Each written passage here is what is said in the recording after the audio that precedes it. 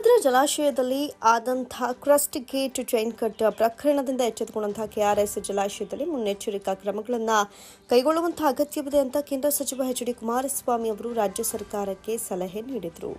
ಪಾಂಡವಪುರ ತಾಲೂಕಿನ ಅರಳಕುಪ್ಪೆ ಗ್ರಾಮದಲ್ಲಿ ಕೃಷಿ ಕಾರ್ಯಕ್ರಮದಲ್ಲಿ ಭತ್ತದ ಸಸಿ ನಾಟಿ ಮಾಡಿದ ಬಳಿಕ ಸುದ್ದಿಗಾರರೊಂದಿಗೆ ಮಾತನಾಡಿದ ಅವರು, ನಾರಾಯಣಪುರ ಆಲಮಟ್ಟಿ ಜಲಾಶಯದಲ್ಲಿ ಸ್ಟಾಪ್ ಲಾಕ್ ಗೇಟ್ ಅಳವಡಿಸಲಾಗಿದೆ. ತುಂಗಭದ್ರಾ ಜಲಾಶಯದಲ್ಲಿ ಸ್ಟಾಪ್ ಲಾಕ್ ಗೇಟ್ ಅಳವಡಿಸಿಲ್ಲ.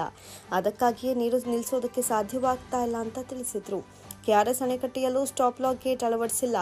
ಅಣೆಕಟ್ಟು ನಿರ್ಮಾಣ ಕಾಲದಲ್ಲಿ ಸ್ಟಾಪ್ ಲಾಕ್ ವ್ಯವಸ್ಥೆ ಇಲ್ಲದಿದ್ದ ಕಾರಣ ಹಾಕಿರಲಿಲ್ಲ. ಈಗ ತುಂಗಭದ್ರಾ ಜಲಾಶಯದಲ್ಲಿ ಉಂಟಾಗಿರುವಂತಹ ಪರಿಸ್ಥಿತಿಯನ್ನು ಗಮನಿಸಿದ್ರೆ ಕೆಆರ್ಎಸ್ ಸುರಕ್ಷತೆ ಹಾಗೂ ರೈತರ ಹಿತದೃಷ್ಟಿಯಿಂದ ಕೂಡಲೇ ಸ್ಟಾಪ್ ಲಾಕ್ ವ್ಯವಸ್ಥೆಯನ್ನು ಅಳವಡಿಸುವಂತಹ ಅವಶ್ಯಕತೆ ಇದೆ ಅಂತ ಹೇಳಿದರು.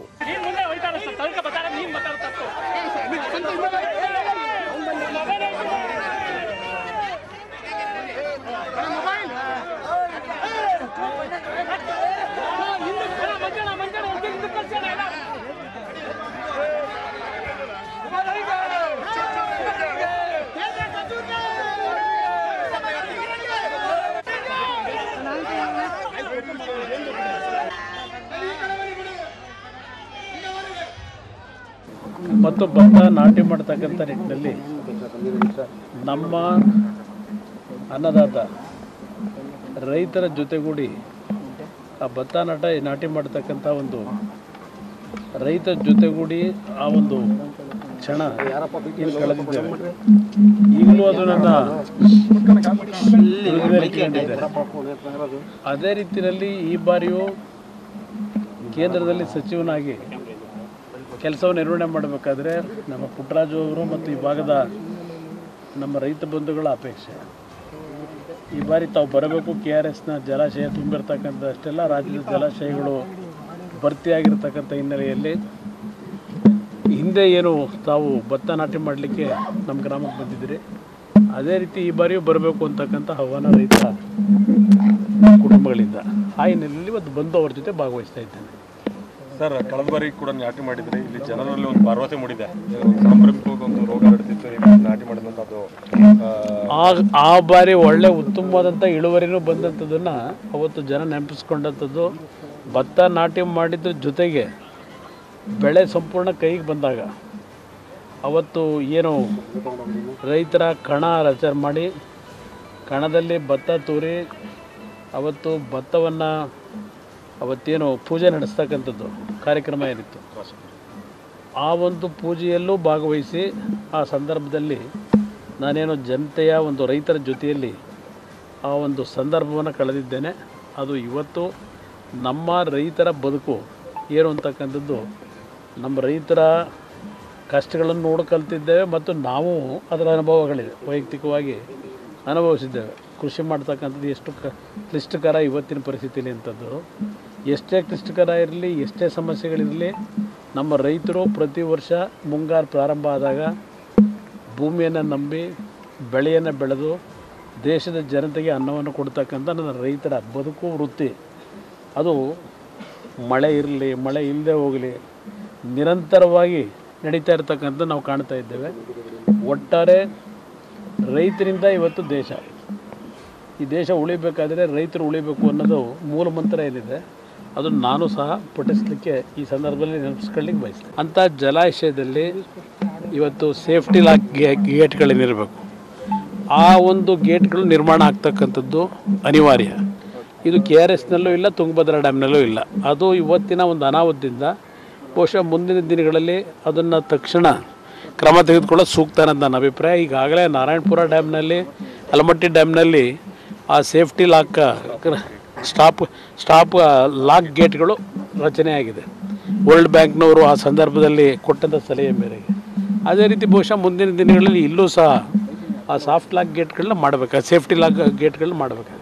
ಇನ್ನು ಜಾತ್ಯತೀತ ದಳ ಯುವ ಘಟಕದ ರಾಜ್ಯಾಧ್ಯಕ್ಷರಾದಂತಹ ನಿಖಿಲ್ ಕುಮಾರಸ್ವಾಮಿ ಮಾತನಾಡಿ, ರೈತ ಕುಟುಂಬದಿಂದ ಬಂದ ಎಚ್.ಡಿ. ದೇವೇಗೌಡರು, ಎಚ್.ಡಿ. ಕುಮಾರಸ್ವಾಮಿ ಅವರು ಮುಖ್ಯಮಂತ್ರಿಗಳಾಗಿ ರಾಜ್ಯದ ಉದ್ದಗಲಕ್ಕೂ ಸಾಕಷ್ಟು ಜನಪರ ರೈತಪರವಾದಂತಹ ಆಡಳಿತವನ್ನು ನಡೆಸಿದ್ದಾರೆ. ಎಚ್.ಡಿ. ಕುಮಾರಸ್ವಾಮಿ ಅವರು ಸಿಕ್ಕಂತಹ ಕಡಿಮೆ ಅಧಿಕಾರದ ಅವಧಿಯಲ್ಲಿ ರೈತರ ಸಾಲ ಮನ್ನಾ ಮಾಡಿದ್ರು ಅಂತ ಹೇಳಿದ್ರು. ಮಾಜಿ ಸಚಿವ ಸಿ.ಎಸ್. ಪುಟ್ಟರಾಜು ಅವರ ನೇತೃತ್ವದಲ್ಲಿ ಯಶಸ್ವಿಯಾಗಿ ಭತ್ತದ ನಾಟಿ ಮಾಡುವ ಕಾರ್ಯ ಮಾಡಿದ್ದೇವೆ ಎಂದರು. ವರ್ಷದಿಂದ ನಿರಂತರವಾಗಿ ಮಾನ್ಯ ದೇವೇಗೌಡರು ಸಾಹೇಬ್ರ ಕಾಲದಿಂದ ಮಾತನಾಡಬೇಕು ಅಂದರೆ 62 ವರ್ಷದ ದೀರ್ಘಕಾಲದ ರಾಜಕಾರಣದ ಉದ್ದಗಲಕ್ಕೂ ಕೂಡ ರೈತರ ಪರವಾಗಿ ಹೋರಾಟವನ್ನು ಮಾಡಿದ್ದೇವೆ, ರೈತರ ಪರವಾಗಿ ಚಿಂತನೆಯನ್ನು ಮಾಡಿದ್ದೇವೆ, ಕಾಳಜಿಯನ್ನು ವಹಿಸಿದ್ದೇವೆ. ರೈತರ ಸಾಲವನ್ನು ಕೂಡ ಮಾನ್ಯ ಕುಮಾರಣ್ಣವರು 2ನೇ ಬಾರಿ ರಾಜ್ಯದ ಮುಖ್ಯಮಂತ್ರಿಗಳಾದಂಥ ಸಂದರ್ಭದಲ್ಲಿ ಮನ್ನಾ ಮಾಡಿರ್ತಕ್ಕಂಥ ಉದಾಹರಣೆ ಇದೆ. ನಮ್ಮ ರೈತ ಪರವಾದಂಥ ರೈತರ ಹಿತಾಸಕ್ತಿ ಕಾಪಾಡ್ತಕ್ಕಂಥ ಯೋಜನೆಗಳು, ಕಾರ್ಯಕ್ರಮಗಳು, ಜೊತೆಯಲ್ಲಿ ರೈತರು ಸಂಕಷ್ಟದಲ್ಲಿದ್ದಂಥ ಸಂದರ್ಭದಲ್ಲಿ ಇದೇ ಕಾಂಗ್ರೆಸ್ನ ಸರ್ಕಾರ, ಇದೇ ರಾಜ್ಯದ ಮುಖ್ಯಮಂತ್ರಿಗಳು 2013 ಹಾಗೂ 2018ರಲ್ಲೂ ಕೂಡ ಮುಖ್ಯಮಂತ್ರಿಗಳಾಗಿದ್ದರು. ಅಂದು ಸಾಕಷ್ಟು ರೈತರುಗಳು ಸಾಲದ ಹೊರೆಯಿಂದ ಆತ್ಮಹತ್ಯೆ ಮಾಡ್ಕೊಳ್ತಕ್ಕಂಥ ಸನ್ನಿವೇಶ ನಿರ್ಮಾಣ ಆಯಿತು. ಸರ್ಕಾರದ ಕಡೆಯಿಂದ ಯಾವುದೇ ರೈತರಿಗೆ ಸಾಂತ್ವನವನ್ನು ಹೇಳ್ತಕ್ಕಂಥದ್ದಾಗಲಿ ಅವರ ಜೊತೆಯಲ್ಲಿ ನೆರವನ್ನು ನೀಡ್ತಕ್ಕಂಥದ್ದಾಗಲಿ ಆಗಲಿಲ್ಲ. ಅವತ್ತು ಕುಮಾರಣ್ಣವರು ಇವೆಲ್ಲವನ್ನು ಗಮನದಲ್ಲಿಟ್ಕೊಂಡು ಅದಕ್ಕೋಸ್ಕರ ರೈತರ ಸಾಲ ಮನ್ನಾ ಮಾಡಬೇಕು ಅಂತ ದಿಟ್ಟವಾದಂಥ ಒಂದು ನಿರ್ಧಾರವನ್ನು ಕೈಗೊಂಡು 25,000 ಕೋಟಿ ರೈತರ ಸಾಲ ಮನ್ನಾ ಮಾಡಿರ್ತಕ್ಕಂಥದ್ದು. ಇವತ್ತು ಯಾರು ರೈತರ ಬಗ್ಗೆ ಎಷ್ಟು ಕಾಳಜಿ ಇಟ್ಟಿದ್ದೇವೆ, ಎಷ್ಟು ಬದ್ಧತೆ ಇಟ್ಟಿದ್ದೇವೆ ಅಂತಕ್ಕಂಥದ್ದು ಇವತ್ತು ರಾಜ್ಯದ ಜನತೆ ನೋಡಿದ್ದಾರೆ, ರೈತರು ಕೂಡ ನೋಡಿದ್ದಾರೆ. ಮಾಜಿ ಸಚಿವ ಸಿಎಸ್ ಪುಟ್ಟರಾಜು, ಮಾಜಿ ಶಾಸಕ ಡಾಕ್ಟರ್ ಕೆ ಅನ್ನದಾನಿ, ಎಸ್ಟಿಜಿ ವಿದ್ಯಾಸಂಸ್ಥೆಯ ಸಿಪಿ ಶಿವರಾಜು, ಜಿಲ್ಲಾ ಪಂಚಾಯತ್ ಮಾಜಿ ಸದಸ್ಯ ಸಿ ಅಶೋಕ್ ಸೇರಿದಂತೆ ಇತರರು ಹಾಜರಿದ್ದರು. ಮೆಂಟಲ್ ಆಸ್ಪತ್ರೆಗೆ ಯಾರು ಹೋಗ್ತಾರೆ, ಜೈಲಿಗೆ ಹೋಗುವವರು ಯಾರು ಎಂಬುದನ್ನು ನೋಡೋಣ ಬನ್ನಿ. ನಾವು ಮೆಂಟಲ್ ಆಸ್ಪತ್ರೆ ಸೇರಿದ್ರೆ ಚಿಕಿತ್ಸೆ ಪಡೆದುಕೊಳ್ಳಬಹುದು, ಆದರೆ ಅವರು ಹೋಗುವ ಜಾಗದಲ್ಲಿ ಯಾವ ಚಿಕಿತ್ಸೆ ಸಿಗುತ್ತೆ ಅಂತ ಕೇಂದ್ರ ಸಚಿವ ಎಚ್ ಡಿ ಕುಮಾರಸ್ವಾಮಿ ವ್ಯಂಗ್ಯ ಮಾಡಿದ್ದಾರೆ. ಮಂಡ್ಯ ಜಿಲ್ಲೆಯ ಪಾಂಡವಪುರ ತಾಲೂಕಿನ ಸೀತಾಪುರ ಗ್ರಾಮದಲ್ಲಿ ಕಾವೇರಿ ನದಿಗೆ ಬಾಗಿನ ಸಮರ್ಪಿಸಿ ಮಾತನಾಡಿದ ಅವರು, ನಾನು ಮೆಂಟಲ್ ಆಸ್ಪತ್ರೆ ಸೇರೋದಾದ್ರೆ ಡಿಕೆಶಿ ಜೈಲು ಸೇರೋದು ಗ್ಯಾರಂಟಿ ಅಂತ ತಿರುಗೇಟು ನೀಡಿದ್ರು. ಕಾಂಗ್ರೆಸ್ ಸರ್ಕಾರ ನಡೆಸಿರುವಂತಹ ಭ್ರಷ್ಟಾಚಾರವನ್ನ ಜನರಿಗೆ ತಿಳಿಸೋದಕ್ಕೆ ಪಾದಯಾತ್ರೆ ಮಾಡಿದ್ದೇವೆ. ಮುಂದೆ ಕಾನೂನು ರೀತಿಯ ಹೋರಾಟ ಸಹ ನಡೆಯುತ್ತೆ. ಕರ್ನಾಟಕದ ಖಜಾನೆ ಸದಾ ಸಂಪದ್ಭರಿತವಾದ ಖಜಾನೆ. ಈ ಖಜಾನೆಯನ್ನ ಸರ್ಕಾರ ಲೂಟಿ ಮಾಡ್ತಾ ಇದೆ, ಅಭಿವೃದ್ಧಿ ಕೆಲಸಗಳನ್ನ ಮೂಲೆಗುಂಪು ಮಾಡಿದೆ ಅಂತ ಟೀಕಿಸಿದ್ರು. ಕೆಂಗಲ್ ಹನುಮಂತಯ್ಯ ಕಟ್ಟಿರುವಂತಹ ವಿಧಾನಸೌಧದ ಕುರ್ಚಿ ಗಟ್ಟಿಯಾಗಿದೆ, ಹಾಗಾಗಿ ರಾಜ್ಯದ ಅಧಿಕಾರದ ಕುರ್ಚಿ ಸದಾ ಭದ್ರವಾಗಿಯೇ ಇರುತ್ತೆ. ಮುಖ್ಯಮಂತ್ರಿ ಕುರ್ಚಿ ಭದ್ರವಾಗಿರುತ್ತೆ, ಕುರ್ಚಿಯಲ್ಲಿ ಕೂರುವವರು ಸದಾಕಾಲ ಭದ್ರವಾಗಿ ಇರಲಾಗುವುದಿಲ್ಲ ಅಂತ ಹೇಳಿದ್ರು. ಜನಜಾಗೃತಿ ಮಾಡೋದಕ್ಕೆ ಈ ಸರ್ಕಾರದ ಭ್ರಷ್ಟ ವ್ಯವಸ್ಥೆ ಏನಿದೆ ಇದೆಲ್ಲವನ್ನ ಜನತೆಗೆ ತಿಳಿಸಬೇಕು ಮಾಡಿದ್ದೇವೆ. ಅದು ಮತ್ತೆ ಮುಂದುವರೆದ ಭಾಗ ಕಾನೂನಿನ ವ್ಯಾಪ್ತಿಯಲ್ಲಿ ಹೋರಾಟ ನಡೆಯುತ್ತದೆ. ಅದ್ರ ಜೊತೆಗೆ ಜನತೆಯಲ್ಲಿ ಜಾಗೃತಿ ಮೂಡಿಸಿ ನಮ್ಮ ನಾಡಿನ ಸರ್ಕಾರಕ್ಕೆ ಬರ ಇಲ್ಲ, ಸದಾಕಾಲ ಸಂಪದ್ಭರಿತವಾಗಿರ್ತಕ್ಕಂಥ ರಾಜ್ಯದ ಖಜಾನೆ. ಈ ಖಜಾನೆಯನ್ನು ಲೂಟಿ ಮಾಡಿ ಯಾವ ಒಂದು ರಂಗಕ್ಕೆ ಏನೇನು ಅಭಿವೃದ್ಧಿಗೆ ಪೂರಕವಾದಂಥ ರಾಜ್ಯದ ಅಭಿವೃದ್ಧಿಗೆ ಪೂರಕವಾದಂಥ ಕಾರ್ಯಕ್ರಮ ಮಾಡಬೇಕಾಗಿದೆ, ಅದೆಲ್ಲವನ್ನು ಬಿಟ್ಟು ಇನ್ನು ಉಳಿದಂಥ ಎಲ್ಲ ರೀತಿ ಹಣ ದುರ್ಬಳಕೆ ಮಾಡ್ತಕ್ಕಂಥದ್ದು ನಡೀತಾ ಇದೆ. ಅದ್ರ ಬಗ್ಗೆ ಜನಗಳಿಗೆ ಜಾಗೃತಿ ಮೂಡಿಸಬೇಕು, ಮೂಡಿಸ್ತಾರೆ. ಕುರ್ಚಿ ಅಲ್ಲಾಡಲ್ಲ, ಕುರ್ಚಿಲಿ ಕೂರವ್ರು ಅಲ್ಲಾಡ್ತಾರೆ. ರಾಜ್ಯದ ಅಧಿಕಾರದ ಕುರ್ಚಿ ಇದೆಯಲ್ಲ ಅದು ಎಂದೂ ಅಲ್ಲಾಡಲ್ಲ, ಅದು ಭದ್ರವಾಗಿ ಇರುತ್ತೆ. ಕೆಂಗಲ್ ಹನುಮಂತರು ವಿಧಾನಸೌಧ ಒಂದು ಸಭಾಂಗಣ ಇದೆ, ಪ್ಲಸ್ ಅಲ್ಲಿ ಏನು ಸಚಿವ ಸಂಪುಟದ ಸಭೆ ನಡೀತದೆ, ಅಲ್ಲಿಂದೇ ನಮ್ಮ ರಾಜ್ಯದ ಅಧಿಕಾರ ನಡೀತಿದೆ.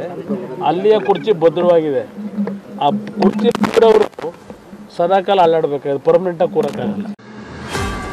ಮಂಡ್ಯ ವಿಧಾನಸಭಾ ಕ್ಷೇತ್ರದ ಬಸರಾಳು ಹೋಬಳಿಯ ಅಭಿವೃದ್ಧಿಗಾಗಿ 30 ಕೋಟಿಗಳನ್ನು ವೆಚ್ಚ ಮಾಡಲಾಗುತ್ತೆ ಅಂತ ಶಾಸಕ ಪಿ ರವಿಕುಮಾರ್ ಗೌಡ ಗಣಿಗ ತಿಳಿಸಿದರು.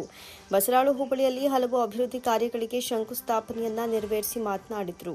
ಬಸರಾಳು ಹೋಬಳಿಯಲ್ಲಿ 2 ಕೋಟಿ ವೆಚ್ಚದಲ್ಲಿ ಕೃಷಿ ಭವನ, 7 ಕೋಟಿ ವೆಚ್ಚದಲ್ಲಿ ಹೇಮಾವತಿ ಆಧುನೀಕರಣ, ಸಾರ್ವಜನಿಕ ಸ್ಮಶಾನಕ್ಕೆ 20 ಲಕ್ಷ, ಬಸರಾಳು ಗ್ರಾಮದಿಂದ ಮುತ್ತೇಗೆರೆ ಗ್ರಾಮಕ್ಕೆ 10 ಕೋಟಿ ವೆಚ್ಚದಲ್ಲಿ ರಸ್ತೆ ಆಧುನೀಕರಣ, ನಾಡ ಕಚೇರಿ ಮತ್ತು 50 ಬೆಡ್ ಆಸ್ಪತ್ರೆಗೆ ಯೋಜನೆ ಸಿದ್ಧತೆ, 25 ಲಕ್ಷ ರೂಪಾಯಿ ವೆಚ್ಚದಲ್ಲಿ ಹೈಟೆಕ್ ಶೌಚಾಲಯ, ಎಸ್ಸಿ ಕಾಲೋನಿ ಅಭಿವೃದ್ಧಿಗೆ 25 ಲಕ್ಷ, ಬಸರಾಳು ಹೋಬಳಿ ಕೇಂದ್ರದ ರಸ್ತೆಗೆ 1 ಕೋಟಿ ಸೇರಿದಂತೆ ಬಸರಾಳು ಹೋಬಳಿಯ ಸಮಗ್ರ ಅಭಿವೃದ್ಧಿಗೆ ಒಟ್ಟು 30 ಕೋಟಿ ಅನುದಾನ ಕಾಯಕಲ್ಪ ಕೈಗೊಳ್ಳಲಾಗಿದೆ ಎಂದರು. ಚಿಕ್ಕಮಂಡ್ಯ ಗ್ರಾಮದಿಂದ ಬಿಳಿದೇಗಲು ಗ್ರಾಮದವರೆಗೆ ಗುಂಡಿ ಬಿದ್ದಿರುವ ರಸ್ತೆಗೆ 10 ಕೋಟಿ ಮೀಸಲಿಡಲಾಗಿದೆ. ಮಳೆ ನಿಂತ ತಕ್ಷಣ ಕಾಮಗಾರಿ ಪ್ರಾರಂಭವಾಗಲಿದೆ. ವಿರೋಧ ಪಕ್ಷದವರು ಬರೀ ಪೂಜೆ ಮಾಡಿ ಹೋಗ್ತಾ ಇದ್ರು, ನಾವು ಉದ್ಘಾಟನೆ ಮಾಡ್ತಿದ್ದೇವೆ. 70 ವರ್ಷ ಸ್ವತಂತ್ರ ಭಾರತದಲ್ಲಿ ಈ ಪ್ರಮಾಣದ ಅಭಿವೃದ್ಧಿ ಅನುದಾನ ನೀವು ನೋಡಿರೋದಿಲ್ಲ. ಎಂಪಿ ಚುನಾವಣೆಯಲ್ಲಿ ನೀವು ನಡೆದುಕೊಂಡಿದ್ದು ನನಗಿಷ್ಟ ಆಗಲಿಲ್ಲ. ಕೆಲಸ ಮಾಡುವವರಿಗೆ ವೋಟ್ ಹಾಕಬೇಕು, ಕೈಗೆ ಸಿಗದವರಿಗೆ ವೋಟ್ ಹಾಕಿದ್ದೀರಿ. ನಾನು ಗೌಡ್ರೆ, ನೀವು ಗೌಡ್ರೆ, ಎಲ್ಲರೂ ಗೌಡ್ರೆ. ಬರೀ ಕತೆ ಹೇಳಿದ್ರೆ ಆಗಲ್ಲ, ಕೆಲಸ ಮಾಡಬೇಕು. ನಿಮ್ಮ ಕೈಗೆ ಸಿಗುವ ಶಾಸಕ ನಿಮ್ಮ ಕೈಗೆ ಸಿಗಬೇಕು ಅಂತ ಕೆಲಸ ಮಾಡ್ತಿದ್ದೇನೆ ಎಂದರು. ಸಾರ್ವಜನಿಕರಿಗೆ ತೊಂದರೆ ಆಗಬಾರದು ಎನ್ನುವ ದೃಷ್ಟಿಯಿಂದ ಕಚೇರಿ ತೆರೆದು ಪ್ರತಿ ಶನಿವಾರ ಬಸರಾಳು ಹೋಬಳಿ ಕೇಂದ್ರದಲ್ಲಿ ನಿಮ್ಮ ಅಹವಾಲುಗಳನ್ನು ಸ್ವೀಕರಿಸ್ತಾ ಇದ್ದೇನೆ. ಅದಕ್ಕೆ ಇಂದಿನಿಂದಲೇ ಚಾಲನೆಯನ್ನು ನೀಡುತ್ತಾ ಇದ್ದೇನೆ ಎಂದರು. ಹೋಬಳಿಯಲ್ಲಿ ಕೃಷಿ ಇಲಾಖೆಯ ಕಟ್ಟಡ ಆಗಬೇಕು ಅಂತೇಳಿ ನಮ್ಮ ಕೃಷಿ ಮಂತ್ರಿಗಳ ಹತ್ರ ಕೇಳ್ಕೊಂಡಾಗ ಬರೋಬ್ಬರಿ 2 ಕೋಟಿ ರೂಪಾಯಿ ಕಟ್ಟಡವನ್ನು ಕೊಟ್ಟಿದ್ದಾರೆ. ಇವತ್ತು ಪೂಜೆ ಮಾಡಿದ್ದೀವಿ. ಇನ್ನು 3 ತಿಂಗಳು ಸಾಕು, 3 ರಿಂದ 4 ತಿಂಗಳೊಳಗಡೆ ಬಂದು ಉದ್ಘಾಟನೆಯನ್ನು ಕೃಷಿ ಮಂತ್ರಿಗಳು ಕರ್ಕೊಂಡ್ಬಂದು ಉದ್ಘಾಟನೆ ಮಾಡ್ತೀವಿ. ಪಕ್ಕದಲ್ಲಿ ಒಂದು ನಾಡ ಕಚೇರಿ ಕಟ್ತಾ ಇದ್ದೀವಿ. ಅಲ್ಲೊಂದು 25 ಲಕ್ಷ ರೂಪಾಯಿ ಹೈಟೆಕ್ ಶೌಚಾಲಯ ಕಟ್ತಾ ಇದ್ದೀವಿ. ಹಿಂದೆಗಡೆ ಜಾಗ ಶಿಕ್ಷಣ ಇಲಾಖೆಯವ್ರ ಹತ್ರ ಕೇಳ್ತಾ ಇದ್ದೀವಿ. ಅಲ್ಲಿ ಕೊಟ್ಟರೆ 50 ಬೆಡ್ಡಿನ ಹಾಸ್ಪಿಟ್ಲು ಕೂಡ ದುಡ್ಡು ರೆಡಿ ಇದೆ, ಅದನ್ನು ಕೂಡ ಕಟ್ತೀವಿ. ಬಸ್ ಸ್ಟ್ಯಾಂಡು ಮಳೆ ನಿಲ್ಲಿ ಅಂತ ಕಾಯ್ತಾ ಇದ್ದೀವಿ. ಮಳೆ ನಿಂತಿದ ತಕ್ಷಣ ಬಸ್ ಸ್ಟ್ಯಾಂಡ್ ಕೂಡ ಆರಂಭ ಆಗುತ್ತೆ. ಬಸರಾಳಿಂದ ಮುತ್ತೇಗೆರೆವರೆಗೂ 10 ಕೋಟಿ ರೂಪಾಯಿಯನ್ನು ರಸ್ತೆ ವೈದ್ಯೀಕರಣ ಮಾಡಿ ಅದ್ಭುತವಾದ ರಸ್ತೆ ಮಾಡೋದಕ್ಕೆ ಆಲ್ರೆಡಿ ಟೆಂಡರು ಓಪನ್ ಆಯಿತು. ಮಳೆ ನಿಂತಿದ ತಕ್ಷಣ ಪೂಜೆ ಮಾಡ್ತೀವಿ, ಆ ರಸ್ತೆನೂ ಆಗುತ್ತೆ. ಚಿಕ್ಕಮಂಡ್ಯದಿಂದ ಬಿಳಿದೇಗ್ಲವರೆಗೂ 10 ಕೋಟಿ ರೂಪಾಯಿ ಹಾಕಿದ್ದೀವಿ. ಏನು ಗುಂಡಿ ರಸ್ತೆ ಇದೆ, ಅದಕ್ಕೂ ಮಳೆ ನಿಲ್ಲಬೇಕು. ಮಳೆ ನಿಂತಿಲ್ಲ ಅಂತೇಳಿ ಈಗ ಮಂಡ್ಯ ಮುಖ್ಯ ರಸ್ತೆ 33 ಕೋಟಿಲಿ ನಡೀತಾ ಇದ್ದಿದ್ದು ನಿಲ್ಲಿಸಿದ್ದೀವಿ. ಮಳೆಯಲ್ಲಿ ಮಾಡಿದ್ರೆ ರಸ್ತೆ ಕಿತ್ತೋಗುತ್ತೆ ಅಂತ. ವಿರೋಧ ಪಕ್ಷಗಳು 15 ವರ್ಷ ಮಾಡಿ ಏನು ಮಾಡಿಲ್ವಲ್ಲ, ಅದಕ್ಕೆ ಅವ್ರದ್ದೇ ಯೋಚನೆ, ನಾವೇನು ಮಾಡಿಲ್ವಲ್ಲ ಅಂತ ಅವರು ಬರೀ ಪೂಜೆ ಮಾಡಿ ಮನೆಗೆ ಹೋಗೋರು. ನಮ್ಮದು ಉದ್ಘಾಟನೆ ಆಗ್ತಾಯಿದೆಯಲ್ಲ ನಾವು ಯೋಚನೆ, ಅದರಿಂದ ಅವ್ರ ಬಗ್ಗೆ ಮಾತಾಡೋದು ಟೈಮ್ ವೇಸ್ಟ್. ಮತ್ತು ಬಸರಾಳಿಗೆ 25 ಲಕ್ಷ ರೂಪಾಯಿ SC ಕಾಲೋನಿ ಅಭಿವೃದ್ಧಿಗೆ ಹಾಕಿದ್ದೀನಿ. ಇದು ನಿಮ್ಮ ಸ್ಮಶಾನಕ್ಕೆ 20 ಲಕ್ಷ ಹಾಕಿದ್ದೀನಿ. 1 ಕೋಟಿ ರೂಪಾಯಿನ ಬರೀ ಬಸರಾಳಿನ ನಗರವನ್ನು ರಸ್ತೆ ಮಾಡೋದಕ್ಕೆ ಹಾಕಿದ್ದೀವಿ. ಆದರೂ ನೀವು MP ನಡ್ಕೊಂಡಿದ್ದು ನನಗೆ ಸಮಾಧಾನ ಇಲ್ಲ. ಕೆಲಸ ಮಾಡೋರ್ಗೆ ಓಟ್ ಹಾಕಬೇಕು, ಕೈಗೆ ಸಿಗದಿರೋರಿಗೆ ಓಟ್ ಹಾಕ್ಕೊಂಡು ನಾನು ಗೌಡ್ರೆ, ನೀವು ಗೌಡ್ರೆ, ಎಲ್ಲರೂ ಗೌಡ್ರೆ. ಬರೀ ಕತೆ ಹೇಳಿದ್ರೆ ಆಗಲ್ಲ, ಕೆಲಸ ಮಾಡೋದು ಕೂಡ ನಿಮ್ಮ ಕೈಗೆ ಸಿಗೋ ಶಾಸಕ ನಿಮ್ಮ ಕೈಗೆ ಸಿಗೋರಿಗೆ ಆಗಬೇಕು ಅನ್ನೋದಕ್ಕೆ ನಾವು ಕೂಡ ಕೆಲಸ ಮಾಡೋದು. ಈಗ ಮೊನ್ನೆ 100 ಕೋಟಿ ರೂಪಾಯಿದು ಸೈನ್ ಹಾಕಿದ್ರು CM. ಈಗ ಯಾವುದು ಇದು ಹೊಡೆದೋಗಿದೆಯಲ್ಲ, ಹಂಸಾಪುರದ್ದು ಕೋಡಿ ಹೊಡೆದೋಗಿದೆ. ಅದು ಕೂಡ ಇವಾಗ ರೆಡಿ ಮಾಡ್ತೀವಿ. ನಾಯಕನಹಳ್ಳಿ ರಸ್ತೆಗೂ ಕೂಡ ದುಡ್ಡು ಹಾಕಿದ್ದೀವಿ. 7 ಕೋಟಿ ರೂಪಾಯಿ ಹೇಮಾವತಿ ನಾಲಾ ಅಭಿವೃದ್ಧಿಗೆ ಹಾಕಿದ್ದೀವಿ. ಯಾವುದಾದ್ರು ಸಣ್ಣ ಪ್ರಾಬ್ಲಮ್ ಇದ್ದಿದ್ದಲ್ಲ, ಅದನ್ನು ಮಾಡ್ತೀವಿ. ಇಷ್ಟು ಕೆಲಸ ಬಸರಾಳನ್ನ ಮೇಲ್ಗಡೆ ಭಾಗಕ್ಕೆ ಹಾಕಿರೋದು. ಎಷ್ಟು ಕೋಟಿ ಆಯಿತು? 10 ರಿಂದ 10 ರಸ್ತೆಗೆ, ಬಸ್ ಸ್ಟ್ಯಾಂಡು 2, 30 ಕೋಟಿ ರೂಪಾಯಿ ಬರೀ ಬಸರಾಳಿಂದ ನಂದಳ್ಳಿವರೆಗೆ ಹಾಕಿದ್ದೀವಿ. ಈ 30 ಕೋಟಿನ ನೀವು 75 ವರ್ಷ ಸ್ವತಂತ್ರ ಭಾರತದಲ್ಲಿ ನೋಡೇ ಇಲ್ಲ. ನನಗೆ ಗೊತ್ತಿಲ್ಲ, ನೋಡಿದಿರೋ ಇಲ್ವಾ? ನೋಡೇ ಇಲ್ಲ. 1 ವರ್ಷದಲ್ಲಿ ಆಗಿ ಕೆಲಸ ನಡೀತಾ ಇರೋದು ನಾನು ಹೇಳ್ತಾ ಇರೋದು. ಇನ್ನೂ 4 ವರ್ಷ ನಿಮಗೆ MLA ಆಗಿ ಇರ್ತೀನಿ. ಇದನ್ನು ಅರ್ಥ ಮಾಡಿಕೊಂಡು ಮುಂದೆ ಬರುವಂಥ ಜಿಲ್ಲಾ ಪಂಚಾಯಿತಿ, ತಾಲೂಕು ಪಂಚಾಯಿತಿಲಿ ನಮ್ಮ ಪಕ್ಷನ ಗೆಲ್ಲಿಸಿ ಇನ್ನಷ್ಟು ಹೆಚ್ಚು ಕೆಲಸಗಳನ್ನು ಮಾಡ್ತೀವಿ. ಶೀಘ್ರದಲ್ಲೇ ಈ 3 ಕಟ್ಟಡಗಳನ್ನ ಉದ್ಘಾಟನೆಯನ್ನು ಮಾಡ್ತೀವಿ ಅಂತ ಹೇಳಿ, ಇವತ್ತಿಂದ ಶನಿವಾರ ನನ್ನ ಕಚೇರಿಯಲ್ಲಿ ಏನು ಚಂದ್ರಣ್ಣನ ಬಿಲ್ಡಿಂಗಲ್ಲಿ ಮಾಡಿದ್ವಿ, ಪ್ರತಿ ಶನಿವಾರ 3 ಗಂಟೆಗೆ ಬಂದು 6 ಗಂಟೆವರೆಗೂ ಇರ್ತೀನಿ. ಸಾರ್ವಜನಿಕರು ನಾನು ನೋಡ್ಕೊಂಡೇನು ಬಂಡೇದವ್ರಿಗೆ ಬರಬೇಕಾಗಿಲ್ಲ. ನಮ್ಮ ಕಚೇರಿಯಲ್ಲೇ ನಾನು, ನಮ್ಮ ಆಪ್ತ ಸಹಾಯಕರು ಎಲ್ಲರೂ ಇರ್ತೀವಿ. ಇವತ್ತು ಈಗ ಇಲ್ಲಿಂದ ಅಲ್ಲೇ ಸ್ಟೇಟ್ ಹೋಗಿ ಕುತ್ಕೊಂಡು ಶಂಕರಣ್ಣ ಬಿಡೋದೆಲ್ಲ ಶನಿವಾರ ಬೆಳಗ್ಗೆ ಆದರೆ ಇವತ್ತು ಬರ್ತೀರಾ, ಚೇರ್ ರೆಡಿ ಮಾಡಿಬಿಡ್ಲಾ ಅಂತ ಒಬ್ಬ ಫೋನ್ ಹಾಕ್ತಾ ಇರ್ತಾರೆ. ಅವ್ರಿಗೆ ಸಾರ್ವಜನಿಕರು ಕೆಲಸ ಆಗಬೇಕು ಅನ್ನೋದು ಇವತ್ತಿಂದ ಆರಂಭ. ನಾನು ನನ್ನ ಕಚೇರಿಯಲ್ಲಿ 3 ಗಂಟೆಗಳ ಕಾಲ ಸಿಗ್ತೀನಿ. ಈ ಸಂದರ್ಭದಲ್ಲಿ ಗ್ರಾಮ ಪಂಚಾಯಿತಿ ಅಧ್ಯಕ್ಷ ಜವರಪ್ಪ, ಕೃಷಿ ಇಲಾಖಾ ಅಧಿಕಾರಿಗಳಾದ ಅಶೋಕ್, ಮಾಲತಿ, ಸುನೀತಾ, ತಾಲೂಕು ಪಂಚಾಯಿತಿ ಮಾಜಿ ಅಧ್ಯಕ್ಷ ತ್ಯಾಗರಾಜ್, ಕಾಂಗ್ರೆಸ್ ಮುಖಂಡರಾದ ಅಪ್ಪಾಜಿಗೌಡ, ಕೆಂಚನಹಳ್ಳಿ ರಾಜು ಹಾಗೂ ಇತರರು ಉಪಸ್ಥಿತರಿದ್ದರು. ಮುಖ್ಯಮಂತ್ರಿ ಸಿದ್ದರಾಮಯ್ಯ ಅವರ 77ನೇ ವರ್ಷದ ಹುಟ್ಟುಹಬ್ಬದ ಅಂಗವಾಗಿ ನಗರದ ಜಿಲ್ಲಾ ಕುರುಬರ ಸಂಘದ ಆವರಣದಲ್ಲಿರುವ ಶ್ರೀ ವರಸಿದ್ಧಿ ವಿನಾಯಕ ದೇವಸ್ಥಾನದಲ್ಲಿ ಜಿಲ್ಲಾ ಕುರುಬರ ಸಂಘದ ವತಿಯಿಂದ ಪೂಜೆ ಸಲ್ಲಿಸುವ ಮೂಲಕ ಸಿದ್ದರಾಮಯ್ಯ ಅವರ ಹುಟ್ಟುಹಬ್ಬವನ್ನು ಆಚರಿಸಲಾಯಿತು.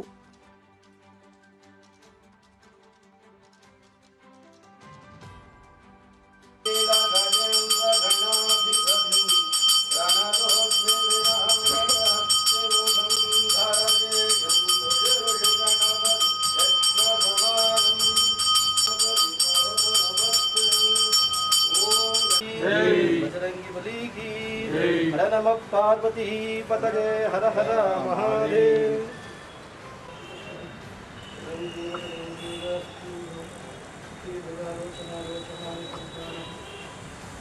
ಜಿಲ್ಲಾ ಕುರುಬರ ಸಂಘದ ಅಧ್ಯಕ್ಷ ಎಂಎಲ್ ಸುರೇಶ್ ಮಾತನಾಡಿ, ಮುಖ್ಯಮಂತ್ರಿ ಸಿದ್ದರಾಮಯ್ಯ ಅವರಿಗೆ ಅವರ ಜನ್ಮದಿನದಲ್ಲಿ ವರಸಿದ್ಧಿ ವಿನಾಯಕ ಆಯಸ್ಸು ಆರೋಗ್ಯ ಕರುಣಿಸಲಿ ಅಂತ ಪ್ರಾರ್ಥಿಸಲಾಗಿದೆ.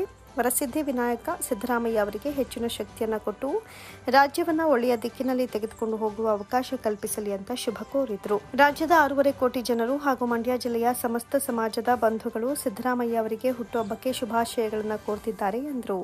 ಮುಖ್ಯಮಂತ್ರಿ ಸಿದ್ದರಾಮಯ್ಯ ಅವರು ಅಧಿಕಾರಕ್ಕೆ ಬಂದರೆ ರಾಜ್ಯದಲ್ಲಿ ಬರಗಾಲ ಬರುತ್ತೆ ಅಂತ ಹೇಳ್ತಾ ಇದ್ದವರಿಗೆ ಈ ಬಾರಿ ಉತ್ತಮ ಮಳೆಯಾಗಿ ರಾಜ್ಯದಲ್ಲಿ ಎಲ್ಲಾ ಅಣೆಕಟ್ಟೆಗಳು ಭರ್ತಿಯಾಗಿ ಸಿದ್ದರಾಮಯ್ಯ ಅವರು ಬಾಗಿನ ಸಲ್ಲಿಸ್ತಾ ಇದ್ದಾರೆ. ಕಳೆದ 16 ತಿಂಗಳಿನಿಂದ ಸಿದ್ದರಾಮಯ್ಯ ಅವರು 2ನೇ ಬಾರಿಗೆ ಮುಖ್ಯಮಂತ್ರಿಯಾಗಿ ಉತ್ತಮವಾಗಿ ಆಡಳಿತ ನಡೆಸ್ತಾ ಇದ್ದು, ಮುಂದಿನ ದಿನಗಳಲ್ಲೂ ಸಿದ್ದರಾಮಯ್ಯ ಅವರು ರಾಜ್ಯ ಸುಭೀಕ್ಷೆಯಿಂದ ಇರಲಿ ಅಂತ ಉತ್ತಮ ಆಡಳಿತ ನಡೆಸಲಿ. 2013ರಿಂದ 2018ರಲ್ಲೂ ಸಿದ್ದರಾಮಯ್ಯನವರು ಮೊದಲ ಬಾರಿಗೆ ಮುಖ್ಯಮಂತ್ರಿಯಾಗಿ ರಾಜ್ಯದಲ್ಲಿ ಉತ್ತಮ ಆಡಳಿತ ನಡೆಸಿ ರಾಜ್ಯವನ್ನು ಸುಭೀಕ್ಷೆಯಿಂದ ಇಟ್ಟಿದ್ರು ಅಂತ ಹೇಳಿದರು. ಸಿದ್ದರಾಮಯ್ಯನವರ 77ನೇ ಹುಟ್ಟುಹಬ್ಬದ ಅಂಗವಾಗಿ ವರಸಿದ್ಧಿ ವಿನಾಯಕನ ಪೂಜೆ ಮಾಡೋದ್ರ ಮುಖಾಂತರ ಅವರಿಗೆ ಆಯುಷ್ಯು ಆರೋಗ್ಯ ಕೊಡಲಿ ಅಂತೇಳಿ ಶ್ರೀ ವರಸಿದ್ಧಿ ವಿನಾಯಕ ನಾವೆಲ್ಲರೂ ಕೂಡ ಸೇರಿ ಬೇಡ್ಕೊಂಡಿದ್ವಿ. ಅವ್ರಿಗೆ ವರಸಿದ್ಧಿ ವಿನಾಯಕ ಹೆಚ್ಚಿಗೆ ಶಕ್ತಿ ಕೊಟ್ಟು ಈ ರಾಜ್ಯವನ್ನು ಒಳ್ಳೆ ದಿಕ್ಕಿನಲ್ಲಿ ತಗೊಂಡೋಗ್ತಕ್ಕಂಥ ಮುಖ್ಯಮಂತ್ರಿಗಳಿಗೆ ನಾವೆಲ್ಲರೂ ಕೂಡ ಹುಟ್ಟುಹಬ್ಬದ ಶುಭಾಶಯವನ್ನು ಕೋರ್ತಾ ಇದ್ದೇವೆ. ಈ ರಾಜ್ಯದ 6.5 ಕೋಟಿ ಸಿದ್ದರಾಮಯ್ಯನವರ ಪ್ರೀತಿಯಿಂದ ಅವರಿಗೆ ಶುಭವನ್ನು ಕೋರ್ತಾ ಇದ್ದಾರೆ. ವಿಶೇಷವಾಗಿ ಮಂಡ್ಯ ಜಿಲ್ಲೆ ಎಲ್ಲ ಸಮಸ್ತ ಸಮಾಜದ ಬಂಧುಗಳು ಹಾಗೂ ಎಲ್ಲ ಸಮಾಜದ ಬಂಧುಗಳು ಸಿದ್ದರಾಮಯ್ಯನವರ 77ನೇ ಹುಟ್ಟುಹಬ್ಬದ ಶುಭಾಶಯವನ್ನು ನಾವೆಲ್ಲರೂ ಸೇರಿ ಕೋರ್ತಾ ಇದ್ದೇವೆ. ಏನಿವತ್ತು ಕರ್ನಾಟಕ ರಾಜ್ಯದಲ್ಲಿ ಇವತ್ತು ನಡೀತಕ್ಕಂಥ ಘಟನೆಗಳಲ್ಲಿರ್ಬೋದು, ಎಲ್ಲವೂ ಕೂಡ ಆ ಸಿದ್ದರಾಮಯ್ಯನವರ ಬಲದಿಂದನೇ ಇವತ್ತು ಈ ರಾಜ್ಯ ಸುಭಿಕ್ಷೆಯಿಂದ ಇದೆ. ಸುಮಾರು 1 ವರ್ಷ 4 ತಿಂಗಳಿಂದ ಈ ರಾಜ್ಯದ ಮುಖ್ಯಮಂತ್ರಿಗಳು ಆಡಳಿತ ನಡೆಸ್ತಾ ಇದ್ದಾರೆ. ಹಿಂದೆ 2013ರಿಂದ 2018ರವರೆಗೂ ಕೂಡ ಮುಖ್ಯಮಂತ್ರಿಗಳಾಗಿ ಈ ರಾಜ್ಯವನ್ನು ಭಾಳ ಸುಭಿಕ್ಷೆಯಿಂದ ಇಟ್ಟಿದ್ದರು. ಹೌದು, ಹೇಳ್ತಾಯಿದ್ರು ಸಿದ್ದರಾಮಯ್ಯನವರು ಅಧಿಕಾರಕ್ಕೆ ಬಂದರೆ ಮಳೆ ಬೀಳಲ್ಲ, ಯಾವೂ ಕೂಡ ಅಣೆಕಟ್ಟುಗಳು ತುಂಬಲ್ಲ ಅಂತ. ಈ ಬಾರಿ ಇಡೀ ರಾಜ್ಯದ ಎಲ್ಲ ಅಣೆಕಟ್ಟುಗಳು ತುಂಬಿ ಇವತ್ತು ಎಲ್ಲ ಅಣೆಕಟ್ಟುಗಳಿಗೆ ಬಾಗಿನ ಬಿಡೋದ್ರ ಮುಖಾಂತರ ಈ ರಾಜ್ಯದ ಜನತೆಗೆ ಶುಭ ಆಗಲಿ ಅಂತೇಳಿ ಮುಖ್ಯಮಂತ್ರಿ ಎಲ್ಲ ಕಡೆ ಹೋಗಿ ಬಾಗಿನವನ್ನು ಬಿಡ್ತಾ ಇದ್ದಾರೆ. ಇದೇ ರೀತಿ ಏನಿವತ್ತು ಅವರಿಗೆ ಬಂದಿರತಕ್ಕಂಥ ಯಾವುದೇ ಕಷ್ಟಗಳು ಬಂದರೂ ಆ ವರಸಿದ್ಧಿ ವಿನಾಯಕ ಅವ್ರಿಗೆ ಶಕ್ತಿಯನ್ನು ಕೊಟ್ಟು ಈ ದುಷ್ಟಶಕ್ತಿಗಳನ್ನು ದುಷ್ಟಶಕ್ತಿಗಳನ್ನ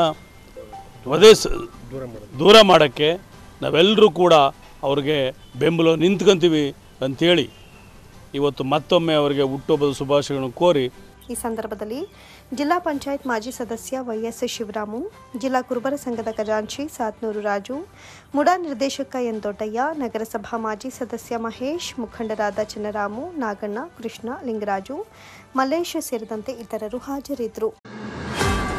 ಅಂತಾರಾಷ್ಟ್ರೀಯ ಲಯನ್ಸ್ ಸಂಸ್ಥೆ 317G ಮಂಡ್ಯ ಸಹಕಾರ ಲಯನ್ಸ್ ಸಂಸ್ಥೆಯ 2024-25ನೇ ಸಾಲಿನ ನೂತನ ಅಧ್ಯಕ್ಷರಾದ ಜೋಗಿಗೌಡ ಮತ್ತು ತಂಡದ ಪ್ರತಿಜ್ಞಾವಿಧಿ ಬೋಧನಾ ಸಮಾರಂಭ ನಗರದ ಬಾಪೂಜಿ ಕನ್ವೆನ್ಷನ್ ಹಾಲ್ನಲ್ಲಿ ನಡೆಯಿತು. ಅಂತಾರಾಷ್ಟ್ರೀಯ ಲಯನ್ಸ್ ಸಂಸ್ಥೆ ಮಾಜಿ ಜಿಲ್ಲಾ ರಾಜ್ಯಪಾಲ ಕೆ ದೇವೇಗೌಡ ದೀಪ ಬೆಳಗೋದ್ರ ಮೂಲಕ ಕಾರ್ಯಕ್ರಮಕ್ಕೆ ಚಾಲನೆ ನೀಡಿದರು.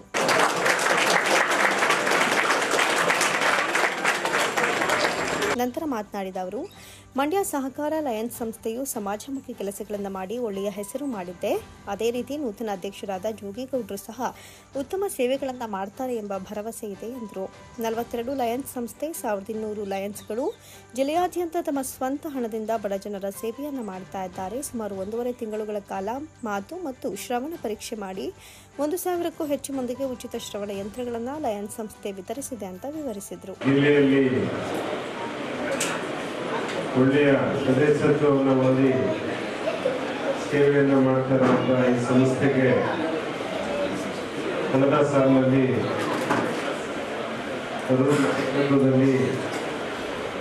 ಸಂಸ್ಥೆ ಸಮಾಜೋಪಯೋಗಿ ಕೆಲಸಗಳನ್ನು ಮಾಡಿ ಒಳ್ಳೆಯ ಹೆಸರನ್ನು ಮಾಡಿದೆ. ಹಾಗಾಗಿ ನಿಮ್ಮ ತಂಡಕ್ಕೆ ಶುಭಾಶಯಗಳು. ಈಗ ಜೋಗಿಗೌಡರ ನಾಯಕತ್ವದಲ್ಲಿ ಏನು ನೀವು ಅವ್ರ ಮೇಲೆ ವಿಶ್ವಾಸ ಇಟ್ಟು ಅವರಿಗೆ ಒಂದು ಜವಾಬ್ದಾರಿಯನ್ನು ಕೊಟ್ಟಿದ್ದೀರೋ ಅವರು ಚೆನ್ನಾಗಿ ನಿರ್ವಹಿಸಬಲ್ಲರು ಅನ್ನೋದಕ್ಕೆ ಇಲ್ಲಿ ಸೇರಿರುವ ನೀವೇ ಸಾಕ್ಷಿ. ಯಾಕೆಂದರೆ ಮಂಡ್ಯದ ಲಯನ್ಸ್ ಕ್ಲಬ್ಗಳ ಇನ್ಸ್ಟಾಲೇಷನ್ಗೆ ನಾನು ಜಿಲ್ಲೆಯನ್ನ 3 ಕ್ಲಬ್ನಿಂದ 42 ಕ್ಲಬ್ ತರೋ ಲೆವೆಲ್ಗೆ ಸಾಕಷ್ಟು ಶ್ರಮವನ್ನು ನಾವು ನಮ್ಮ ಅಡ್ಡ ಸ್ನೇಹಿತರು ಕಷ್ಟಪಟ್ಟು ಇವತ್ತು 42 ಸಂಸ್ಥೆ ತಂದಿದ್ದೀವಿ. ನಾನು ಗವರ್ನರ್ ಆಗಿದ್ದಾಗ 2009ರಲ್ಲಿ ಬರೀ 3 ಲಯನ್ಸ್ ಸಂಸ್ಥೆ ಇದ್ದು ಇವತ್ತು 42 ಲಯನ್ಸ್ ಸಂಸ್ಥೆಗಳು 1200 ಜನ ಲಯನ್ಸ್ಗಳು ಇಡೀ ಜಿಲ್ಲೆಯಾದ್ಯಂತ ಬಡಜನರ ಸೇವೆಯನ್ನು ಮಾಡ್ತಾ ಇದ್ದಾರೆ.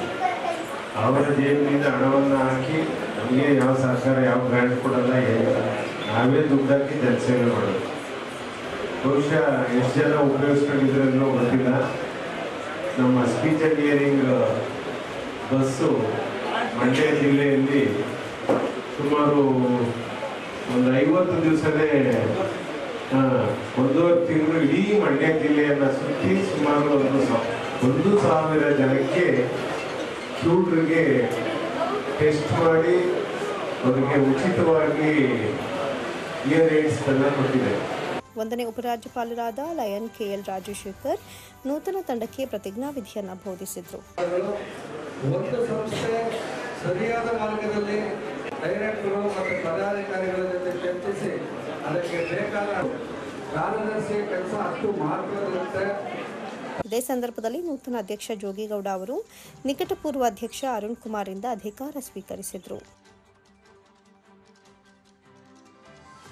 ಅಭಿನಂದನೆ ಸ್ವೀಕರಿಸಿ ಮಾತನಾಡಿದ ನೂತನ ಅಧ್ಯಕ್ಷ ಜೋಗಿಗೌಡ, 2016ರಲ್ಲಿ ಸ್ಥಾಪನೆಯಾದ ನಮ್ಮ ಸಹಕಾರ ಲಯನ್ಸ್ ಸಂಸ್ಥೆ ಪ್ರತಿ ವರ್ಷ ಜಿಲ್ಲೆಯಾದ್ಯಂತ ಕಾರ್ಯಚಟುವಟಿಕೆಗಳನ್ನು ಮಾಡುತ್ತಾ ಬಂದಿದೆ.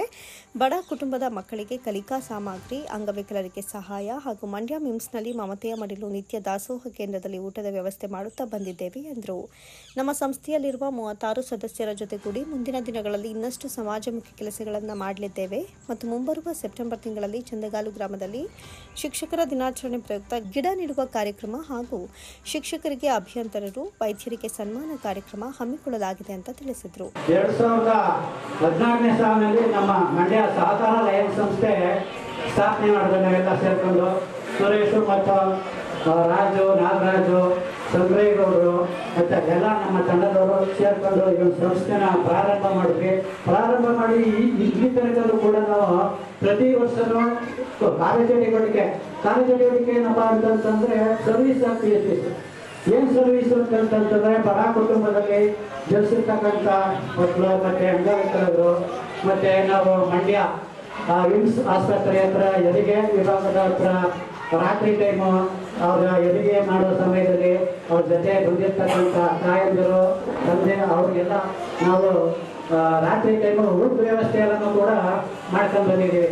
ಅದೇ ರೀತಿ ಗೋಸ್ಕರ ನಾವು ತಿರ್ಗಾವದ ಹತ್ರ ನಮ್ಮ ಜಸ್ತಿಯಾದಂಥ ಲಿಂಗರಾಜ್ ಅವರು ಗೋಸ್ಕರ ನಮಗೆ ವಾಟರ್ ಟ್ಯಾಂಕು ಎಲ್ಲನ್ನು ಕಟ್ಟಿಸ್ಕೊಂಡು ಸ್ಕೂಲ್ಗೆ ಕಟ್ಟಿಸ್ಕೊಂಡಿದ್ದಾರೆ. ಹಾಗಾಗಿ ನಾವು ಇದೇ ರೀತಿ ಈಗ ನಮ್ಮ 30 ಜನ ಲಯನ್ಸ್ ಮೆಂಬರ್ ಇದೆ ಈಗ ನಮ್ಮ ಸಹಕಾರ ಸಂಸ್ಥೆಯಲ್ಲಿ. ಆ 36 ಜನನು ಕೂಡ ಒಂದೊಂದು ಕಾರ್ಯಚಟುವಟಿಕೆ ಮಾಡುವ ಮೂಲಕ ನಾವು ಈ ಸಭೆಯಲ್ಲಿ ಒಂದು ಮಾತು ಕೊಡ್ತಾ ಇದ್ದೀವಿ. ಮತ್ತು ನಾವು ಈಗಾಗಲೇ ನಮ್ಮ ಚಂದಗಾಲು ಗ್ರಾಮದಲ್ಲಿ ಮುಂದೆ ಬರುವ ಸೆಪ್ಟೆಂಬರ್ನಲ್ಲಿ ಟೀಚರ್ಸ್ ಡೇ ಅಂತ ಒಂದು ಕಾರ್ಯಕ್ರಮ ಇಟ್ಕೊಂಡಿದ್ದೀವಿ.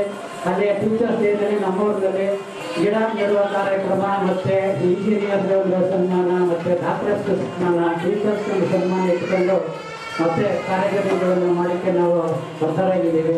ಮುಂದೆ ಅನೇಕ ಕಾರ್ಯಚಟುವಟಿಕೆಗಳನ್ನು ನಾವು ಮಾಡ್ತೀವಿ ಅಂತ ಹೇಳ್ತಾ ವಿವಿಧ ಕ್ಷೇತ್ರಗಳಲ್ಲಿ ಸಾಧನೆ ಮಾಡಿದ ಪಾರ್ಥಿವ ಸಾರಥಿ ಜೋಗಿಗೌಡ, ಕುಸುಮಯ್ಯ ಮತ್ತು ಸೌಮ್ಯ ಅವರುಗಳನ್ನು ಅಭಿನಂದಿಸಲಾಯಿತು.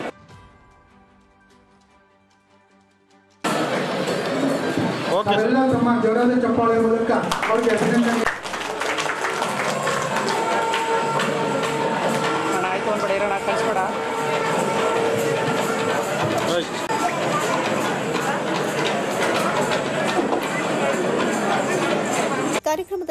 ಅಪೂರ್ವ lions D Suresh, lion Arun Kumar, lion Puneeth Kumar, lion V Harsha, lion Hanumanthaiah, lion Sunil Kumar, lion Siddegowda, lion Anand, lion Adarsha, lion Ningegowda, lion S K Raju, lion Chethan, lion Lakshmish ಸೇರಿದಂತೆ ಮತ್ತಿತರರು ಹಾಜರಿದ್ದರು. ಸರ್ವೋಚ್ಚ ನ್ಯಾಯಾಲಯದ ಆದೇಶದಂತೆ ಪರಿಶಿಷ್ಟರಿಗೆ ಒಳ ಮೀಸಲಾತಿ ನೀತಿ ಜಾರಿಗಾಗಿ ರಾಜ್ಯ ಸರ್ಕಾರ ಸುಗ್ರೀವಾಜ್ಞೆಯನ್ನು ಹೊರಡಿಸುವಂತೆ ಆಗ್ರಹಿಸಿ ಕರ್ನಾಟಕ ದಲಿತ ಸಂಘರ್ಷ ಸಮಿತಿ ಕಾರ್ಯಕರ್ತರು ಮಂಡ್ಯದಲ್ಲಿ ಪ್ರೊಟೆಸ್ಟ್ ನಡೆಸಿದರು.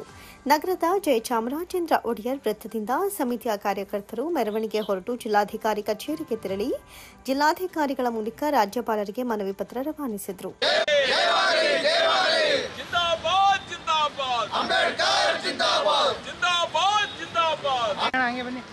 ಕರ್ನಾಟಕ ದಲಿತ ಸಂಘರ್ಷ ಸಮಿತಿ ಹೋರಾಟಕ್ಕೆ ಕರ್ನಾಟಕ ದಲಿತ ಸಂಘರ್ಷ ಸಮಿತಿ ಹೋರಾಟ ಸುಪ್ರೀಂ ಕೋರ್ಟ್ ಆಜ್ಞೆ ಮೀಸಲಾತಿ ವರ್ಗೀಕರಣ ಸುಪ್ರೀಂ ಕೋರ್ಟ್ ಆದೇಶ ಸುಪ್ರೀಂ ಕೋರ್ಟ್ ಆದೇಶ.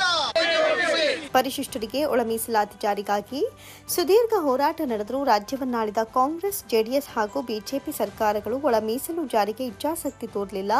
ಇದೀಗ ಸರ್ವೋಚ್ಚ ನ್ಯಾಯಾಲಯ ಒಳ ಮೀಸಲಾತಿ ಜಾರಿಗೆ ಸಮ್ಮತಿಸಿರುವುದು ಸ್ವಾಗತಾರ್ಹ. ರಾಜ್ಯ ಸರ್ಕಾರ ಅನಾವಶ್ಯಕವಾಗಿ ಉಪಸಮಿತಿ ರಚನೆ ನಾಟಕವನ್ನಾಡದೆ ನ್ಯಾಯಾಧೀಶರಾದಂತಹ ಎಜೆ ಸದಾಶಿವ ಆಯೋಗದ ವರದಿ ಹಾಗೂ ರಾಜ್ಯ ಶಾಶ್ವತ ಹಿಂದುಳಿದ ವರ್ಗಗಳ ಆಯೋಗದ ಆರ್ಥಿಕ ಮತ್ತು ಸಾಮಾಜಿಕ ಸಮೀಕ್ಷೆಯ ಎಚ್ ಕಾಂತರಾಜು ವರದಿಯನ್ನಾಧರಿಸಿ ಪರಿಶಿಷ್ಟರ ಮೀಸಲು ನೀತಿ ಜಾರಿಗೆ ಸುಗ್ರೀವಾಜ್ಞೆಯನ್ನು ಹೊರಡಿಸಬೇಕು ಅಂತ ಒತ್ತಾಯಿಸಿದರು. ಸರ್ವೋಚ್ಚ ನ್ಯಾಯಾಲಯ ತೀರ್ಪಿನಲ್ಲಿ ಪರಿಶಿಷ್ಟರ ಮೀಸಲಾತಿ ನೀತಿಯಲ್ಲಿ ಕ್ರಿಮಿಲೇಯರ್ ಪದ್ಧತಿ ಅಳವಡಿಸಲು ಸಂವಿಧಾನದ ಪೀಠದ ಬಹುತೇಕ ನ್ಯಾಯಾಧೀಶರು ಸೂಚಿಸಿದ್ದು, ರಾಜ್ಯ ಸರ್ಕಾರ ವೈಜ್ಞಾನಿಕ ಮಾನದಂಡವನ್ನನುಸರಿಸಿ ಕ್ರಿಮಿಲೇಯರ್ ಪದ್ಧತಿ ಅಳವಡಿಸಬೇಕು ಅಂತ ಒತ್ತಾಯಿಸಿದರು. ಶಾಸಕ ಚೆನ್ನಾರೆಡ್ಡಿ ಮತ್ತು ಅವನ ಮಗ ಸೊನ್ನೇಗೌಡರ ಲಂಚಬಾಕತನಕ್ಕೆ ಪೊಲೀಸ್ ಸಬ್ ಇನ್ಸ್ಪೆಕ್ಟರ್ ಪರಶುರಾಮ್ ಛಲವಾದಿ ಬಲಿಯಾಗಿದ್ದು, ಪ್ರಕರಣವನ್ನು ಸಿಬಿಐ ತನಿಖೆಗೆ ಒಪ್ಪಿಸಬೇಕು. 30 ಲಕ್ಷ ಲಂಚಕ್ಕೆ ಬೇಡಿಕೆ ಇಟ್ಟಿರುವ ಆರೋಪಿಗಳನ್ನು ಪರಿಶಿಷ್ಟ ಜಾತಿ ಪಂಗಡ ದೌರ್ಜನ್ಯ ಕಾಯ್ದೆಯಡಿ ಬಂಧಿಸಿ ಕಠಿಣ ಶಿಕ್ಷೆಗೆ ಗುರಿಪಡಿಸಬೇಕು ಅಂತ ಆಗ್ರಹಿಸಿದರು. ದಲಿತರ ಒಳ ಮೀಸಲಾತಿ, ಪರಿಶಿಷ್ಟ ಜಾತಿಯ ಒಳ ಮೀಸಲಾತಿ ವರ್ಗೀಕರಣಕ್ಕಾಗಿ ಕಳೆದ 20 ವರ್ಷದಿಂದ ಸತತವಾಗಿ ಎಸ್.ಎಂ. ಕೃಷ್ಣ ಅವರು ಮುಖ್ಯಮಂತ್ರಿ ಆಗಿದ್ದ ಕಾಲದಿಂದಲೂ ಕೂಡ ನಾವು ಚಳವಳಿ ಮಾಡಿದ್ದೇವೆ. ಅಧಿಕಾರಕ್ಕೆ ಬಂದಂಥ ಕಾಂಗ್ರೆಸ್ ಸರ್ಕಾರ, ಜೆಡಿಎಸ್ ಸರ್ಕಾರ, ಬಿಜೆಪಿ ಸರ್ಕಾರ ಇವೆಲ್ಲವೂ ಕೂಡ ಈ ಒಳ ಮೀಸಲಾತಿ ವರ್ಗೀಕರಣ ಹೋರಾಟವನ್ನು ತಮ್ಮ ವೋಟ್ ಬ್ಯಾಂಕ್ ಮತಗಳಿಕೆಯ ತಂತ್ರವಾಗಿ ನಾಟಕ ಆಡ್ತಾ ಇದ್ವು. ಸಮಿತಿಗಳು ಉಪಸಮಿತಿಗಳ ನಾಟಕ ಆಡ್ತಾ ಇದ್ವು.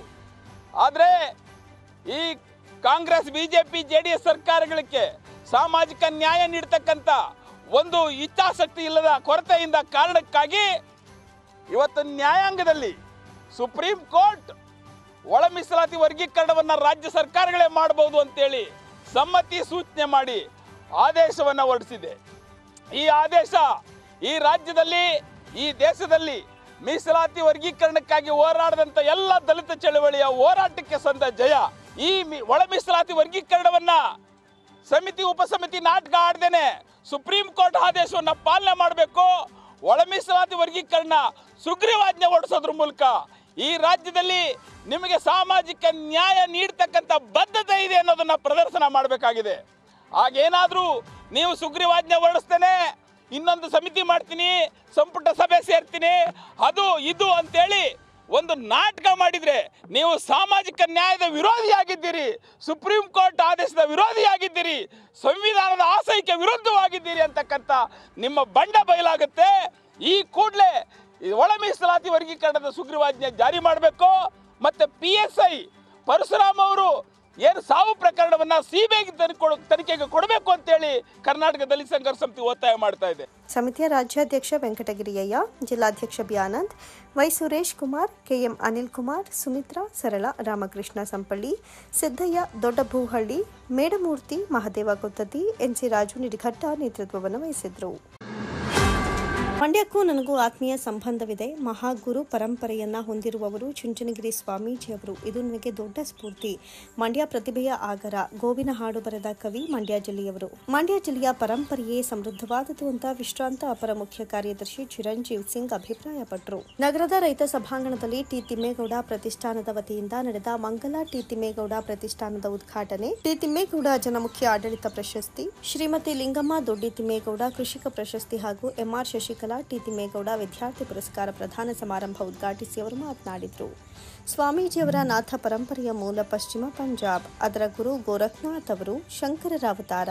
ಅವರದು ಮಾನವೀಯತೆಯ ಸಂದೇಶ. ಲಿಂಗ, ಜಾತಿ, ವರ್ಣವನ್ನ ಮೀರಿತು. ಹಾಗಾಗಿ ಜಿಲ್ಲೆಯ ಬಗ್ಗೆ ಅಭಿಮಾನ ಎಂದರು. ಈ ನೆಲದ ಸಮೃದ್ಧ ಪರಂಪರೆಯಿಂದ ತಿಮ್ಮೇಗೌಡರಿಗೆ ಮತ್ತು ಇಲ್ಲಿನ ಪ್ರತಿಭಾವಂತರಿಗೆ ಆ ಆಯಸ್ಸು ಈ ಮಣ್ಣಿನಿಂದ, ಜಿಲ್ಲೆಯಿಂದ ಲಭಿಸಿದೆ. ಅದರಿಂದ ಈ ಭೂಮಿಗೆ, ನೆಲಕ್ಕೆ, ಜನಕ್ಕೆ ವಾಪಸ್ ಪಡುವ ಭಾವನೆಯಿಂದ ಪ್ರತಿಷ್ಠಾನ ಸ್ಥಾಪನೆಯಾಗಿದೆ. ಅವರ ಜೀವನಕ್ಕೆ ಸಿಕ್ಕಿದ ಯಶಸ್ಸು ಈ ಪ್ರತಿಷ್ಠಾನಕ್ಕೂ ಯಶಸ್ಸು ಸಿಗಲಿ ಅಂತ ಆಶಿಸಿದರು. ಅವರು ಇದನ್ನ ಹೇಗೆ ನಡೆಸ್ತಾರೆ, ಅದು ಬಹುಶಃ ಅವರು ಇದನ್ನ ಕಲ್ಪನೆ ಮತ್ತು ಯೋಚನೆ ಮಾಡಿದ್ದಾರೆ. ಶಿಕ್ಷಣದ ಕ್ಷೇತ್ರದಲ್ಲಿ ಈಗ ಮಂಡ್ಯ ಬಹಳ ಮುಂದೆ ಬಂದಿದೆ ಅಂತ ನಾನು ಭಾವಿಸುತ್ತೇನೆ. ಅದರಲ್ಲಿ ಶ್ರೀಮಠದ ಪಾತ್ರ ಬಹಳ ಮಹತ್ವದ ಪಾತ್ರ. ಸೊ ಆ ಕ್ಷೇತ್ರ ಇದೆ. ಡಾಕ್ಟರ್ ಸಾಹೇಬರು ಒಂದು ಟ್ರಸ್ಟಿ ಆಗಿದ್ದಾರೆ ಈ ಪ್ರತಿಷ್ಠಾನದ್ದು. ಸೊ ಆರೋಗ್ಯ ಮತ್ತು ಶಿಕ್ಷಣ ಈ ಎರಡು ವಲಯದಲ್ಲಿ ಈ ಪ್ರತಿಷ್ಠಾನದಿಂದ ಕೆಲಸ ಆದರೆ ಅದು ಬಹಳ ಸಂತೋಷದ ವಿಷಯ. ತಿಮ್ಮೇಗೌಡರಿಗೆ ನಾವು ಎಲ್ಲ ಅವರ ಅಮ್ಮನೇ ಕರೀತೇವೆ, ಸ್ಕಾರ್ಲೆಟ್ ಎಪ್ಸ್ಟೈನ್. ಬಹುಶಃ ತಮಗೆ ಅವರ ಪರಿಚಯ ಇದೆ, ವಿಶೇಷವಾಗಿ ಮಂಗಳ ಗ್ರಾಮದವರ ಜನಕ್ಕೆ. ಮಂಗಳ ಕೆಂಪಮ್ಮ ಇವರಿಗೆ ಸ್ಫೂರ್ತಿ ಮಂಗಳ ಕೆಂಪಮ್ಮ ಅವರು. ಮಂಗಳ ಕೆಂಪಮ್ಮ ಅವರ ಕೊನೆಯ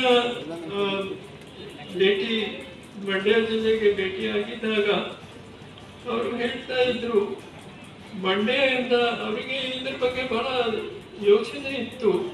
ಮಂಡ್ಯದ ಜನ ವಲಸೆಯಾಗಿ ಬೆಂಗಳೂರಿಗೆ ಹೋಗಿ ಅಲ್ಲಿ ಸ್ಲಮ್ಸ್ನಲ್ಲಿ ಇರೋದು ಅಥವಾ ಬಹಳ ಲೋ ಪೇಯಿಂಗ್, ಬಹಳ ಕಡಿಮೆ ಆದಾಯದ ಕೆಲಸವನ್ನ ಮಾಡ್ತಾರೆ, ಸೆಕ್ಯೂರಿಟಿ ಗಾರ್ಡ್ ಆಗಿ ಅಥವಾ ಆ ಥರ ಡ್ರೈವರ್ ಆಗಿ.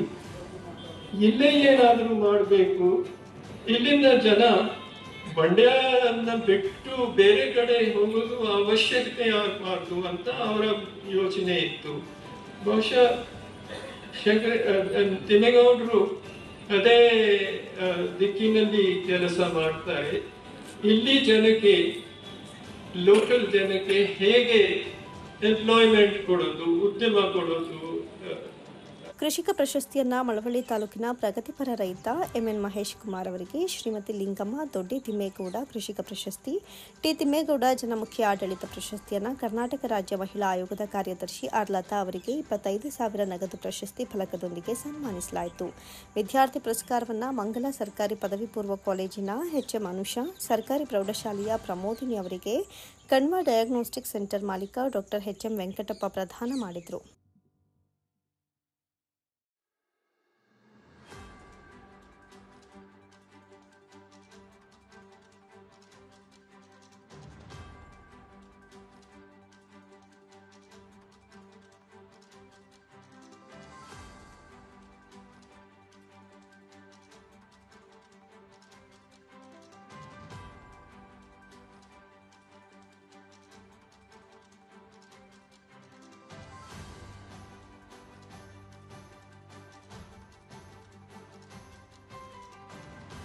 ದೃಷ್ಟಾಂತವನ್ನು ಇಟ್ಕೊಂಡು ಆ ದೃಷ್ಟಿಯಿಂದ ಇವತ್ತು ಮಂಡ್ಯದಲ್ಲಿ ಅವರ ಹೆಸರಿನಲ್ಲಿ ಟಿ ತಿಮ್ಮೇಗೌಡ ಪ್ರತಿಷ್ಠಾನ ಪ್ರಾರಂಭ ಮಾಡಬೇಕು, ಅನುಷ್ಠಾನಗೊಳಿಸಬೇಕು ಅಂತಕ್ಕಂಥ ಅವರ ಆಸೆ ಇವತ್ತು ನೆರವೇರ್ತಾ ಇದೆ.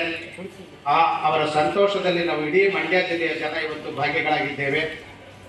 ಶ್ರೀ ಟಿ ತಿಮ್ಮೇಗೌಡರು ಅಧಿಕಾರಿಗಳಾಗಿ, ಸಾಹಿತಿಗಳಾಗಿ, ಮಾನವತಾವಾದಿಗಳಾಗಿ, ಸಹೃದಯಗಳಾಗಿ ಹಲವಾರು ಕ್ಷೇತ್ರಗಳಲ್ಲಿ ತಮ್ಮನ್ನು ತಾವು ತೊಡಗಿಸಿಕೊಂಡಿರ್ತಕ್ಕಂಥವರು. ಬಹುಶಃ ಮಂಡ್ಯ ಜಿಲ್ಲೆ ಕಂಡಂಥ ಅತ್ಯಂತ ದಕ್ಷ ಪ್ರಾಮಾಣಿಕ ಅಧಿಕಾರಿಗಳಾಗಿ ನಿವೃತ್ತಿಯ ನಂತರವೂ ಕೂಡ ಮಂಡ್ಯ ಜಿಲ್ಲೆಯ ಬಗ್ಗೆ ಅವರಿಗಿರ್ತಕ್ಕಂಥ ತುಡಿತ, ಅವ್ರಿಗಿರ್ತಕ್ಕಂಥ ಮಿಡಿತ ಬಹುಶಃ ನಮ್ಮ ಮಂಡ್ಯ ಜಿಲ್ಲೆಯ ಸೌಭಾಗ್ಯ ಅಂತೇಳಿ ನಾವು ಭಾವಿಸ್ಕೊಳ್ತೇವೆ. ನಮ್ಮ ನೇಗಿಲ ಯೋಗಿ ಸಮಾಜ ಸೇವಾ ಟ್ರಸ್ಟ್ನಿಂದ ಒಂದು ಮುನ್ನಡೆ ಮಂಡ್ಯ ಅಂತಕ್ಕಂಥ ಒಂದು ಗುಂಪನ್ನು ಮಾಡಿ ಅದರಲ್ಲಿ IAS officer, IPS officer, IR officer, IRS ನವರು, ಸಾಹಿತಿಗಳು. ಸಮಾರಂಭದ ದಿವ್ಯ ಸಾನ್ನಿಧ್ಯವನ್ನು ವಹಿಸಿದ್ದ ಆದಿಚುಂಚನಗಿರಿ ಪೀಠಾಧ್ಯಕ್ಷ ಶ್ರೀ ಡಾಕ್ಟರ್ ನಿರ್ಮಲಾನಂದನಾಥ ಸ್ವಾಮೀಜಿ ವಹಿಸಿದ್ರು. ಸಮಾರಂಭದ ಅಧ್ಯಕ್ಷತೆಯನ್ನ ಟ್ರಸ್ಟ್ ಅಧ್ಯಕ್ಷ AC ರಮೇಶ್ ವಹಿಸಿದ್ರು. ಸಮಾರಂಭಕ್ಕೂ ಮುನ್ನ ಕುವೆಂಪು ಮತ್ತು KV ಶಂಕರೇಗೌಡ ಪ್ರತಿಮೆಗೆ ಮಾಲಾರ್ಪಣೆ ಮಾಡಿದ ನಂತರ ಗಣ್ಯರನ್ನ ಮಂಗಳವಾದ್ಯದೊಂದಿಗೆ ವೇದಿಕೆಗೆ ಕರೆತರಲಾಯಿತು. ಸಮಾರಂಭದಲ್ಲಿ ಆದಿಚುಂಚನಗಿರಿ ಟ್ರಸ್ಟ್ ಕಾರ್ಯದರ್ಶಿ ಶ್ರೀ ಪುರುಷೋತ್ತಮಾನಂದನಾಥ ಸ್ವಾಮೀಜಿ, ನಿವೃತ್ತ IAS ಅಧಿಕಾರಿ T Thimmegowda, MR Shashikala, T Thimmegowda, ಹಿರಿಯ ನಿವೃತ್ತ IPS ಅಧಿಕಾರಿ ಮುನಿಯಪ್ಪ, ಪ್ರತಿಷ್ಠಾನದ ಕಾರ್ಯದರ್ಶಿ ಕಿಲಾರ ಕೃಷ್ಣೇಗೌಡ, ದೇವರಾಜು, ಅರುಣ್ ಕುಮಾರ್, KJ ಸುರೇಶ್ ಕಿಲಾರ, ಟಿ ಶಂಕರೇಗೌಡ, ಲಂಕೇಶ್ ಮಂಗಲ, ಕಾರಸವಾಡಿ ಮಹದೇವು ಉಪಸ್ಥಿತರಿದ್ದರು.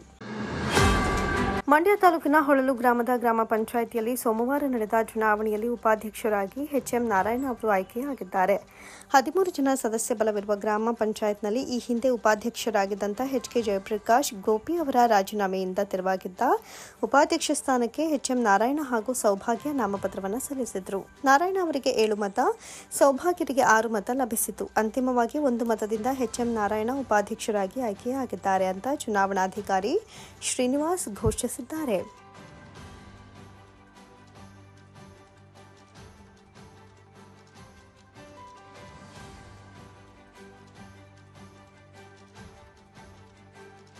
ನಂತರ ನೂತನ ಉಪಾಧ್ಯಕ್ಷರಾದ HM ನಾರಾಯಣ ಮಾತನಾಡಿ, ಕ್ಷೇತ್ರದ ಶಾಸಕರಾದ ದರ್ಶನ್ ಪುಟ್ಟಣ್ಣಯ್ಯನವರ ಮಾರ್ಗದರ್ಶನ, ಗ್ರಾಮ ಪಂಚಾಯತ್ ಸದಸ್ಯರ ಹಾಗೂ ಗ್ರಾಮದ ಮುಖಂಡರ ಸಹಕಾರದಿಂದ ಗೆಲುವು ಸಾಧ್ಯವಾಯಿತು. ಗ್ರಾಮದ ಅಭಿವೃದ್ಧಿ ಹಾಗೂ ಕುಡಿಯುವ ನೀರು, ಚರಂಡಿ, ಬೀದಿ ದೀಪ, ಶೌಚಾಲಯ, ಗ್ರಾಮದ ಸ್ವಚ್ಛತೆಗೆ ಹಾಗೂ ಇನ್ನಿತರೆ ಮೂಲಭೂತ ಸೌಕರ್ಯಕ್ಕೆ ಹೆಚ್ಚಿನ ಆದ್ಯತೆ ನೀಡುತ್ತೇನೆ ಅಂತ ಭರವಸೆ ನೀಡಿದರು. ನಮ್ಮನ್ನು ಈ ದಿವಸ ಉಪಾಧ್ಯಕ್ಷರು ಮಾಡಿದ್ರು ನನ್ನ ಸ್ನೇಹಿತರು ಎಲ್ಲ, ಅವ್ರಿಗೆ ನನ್ನ ಅಭಿನಂದನೆ. ಮತ್ತು ಮುಂದಕ್ಕೆ ಕೊಳವೆ ನೀರಿರ್ಬೋದು, ರೋಡ್ ಇರ್ಬೋದು, ಚರಂಡಿ ಇರ್ಬೋದು, ಎಲ್ಲನೇ ನಾನು ಎಲ್ಲನೇ ಇವರ ತಕ್ಕಂದು ಸದಸ್ಯರ ಒಂದು ಒಳ್ಳೆಯ ರೀತಿಯಲ್ಲಿ ಅನುಕೂಲವಾಗಿ ಒಂದು ಮುಂದುವರಿಸ್ಕೊಂಡು ಊರು ಗ್ರಾಮ ನಾವು ಹೋಗ್ತೀವಿ. ರೋಡಿನ ಸಮಸ್ಯೆ ಐತೆ, ಚರಂಡಿ ಸಮಸ್ಯೆ ಐತೆ, ನೀರಿನ ಸಮಸ್ಯೆ ಭಾರಿ ಇದಾಗೈತೆ. ಅವೆಲ್ಲನೇ ಮೆಂಬರ್ಗಳೆಲ್ಲ ಸಪೋರ್ಟ್ ತಕ್ಕಂಡು ನಾವು ಒಂದು ದೊಡ್ಡ ರೀತಿಯಲ್ಲಿ ಒಂದು ಇದಾಗಿ ಮಾಡ್ಕೊಂಡ್ವಿ. ಹತ್ರದ MLA ಅವರು ನಮಗೆ ಭಾರಿ ಹತ್ತಿರವಾಗಿ ಇದಾಗವ್ರೆ. ಅವರ ಸಲಹೆ ಪಡ್ಕೊಂಡು ನಾವು ಊರು ಗ್ರಾಮ ಮುಂದುವರಿಸ್ಕೊಂಡು ನಾವು ಹೋಗ್ತೀವಿ. ನಾವು ಈ ಸಂದರ್ಭದಲ್ಲಿ ಗ್ರಾಮ ಪಂಚಾಯತ್ ಅಧ್ಯಕ್ಷೆ Arpita MK, PDO Santosh BS, ಗ್ರಾಮದ ಮುಖಂಡರಾದ ಜಟ್ಟಿಕುಮಾರ್, ಪಟೇಲ್ ರಾಮು, ನಿಂಗೇಗೌಡ, ಚೇತನ್, ಸಂತೋಷ್, ಶ್ಯಾಮ್, ಚಂದನ್, ಸೂರಿ, ಮಂಜು, ಯಜಮಾನ್ ಕುಮಾರ್, ಶಿವಕುಮಾರ್, ಕೃಷ್ಣ, ಗ್ರಾಮ ಪಂಚಾಯತ್ ಸದಸ್ಯರು, ಸಿಬ್ಬಂದಿ ವರ್ಗದವರು ನೂತನ ಉಪಾಧ್ಯಕ್ಷರನ್ನು ಸನ್ಮಾನಿಸಿ ಅಭಿನಂದಿಸಿದರು.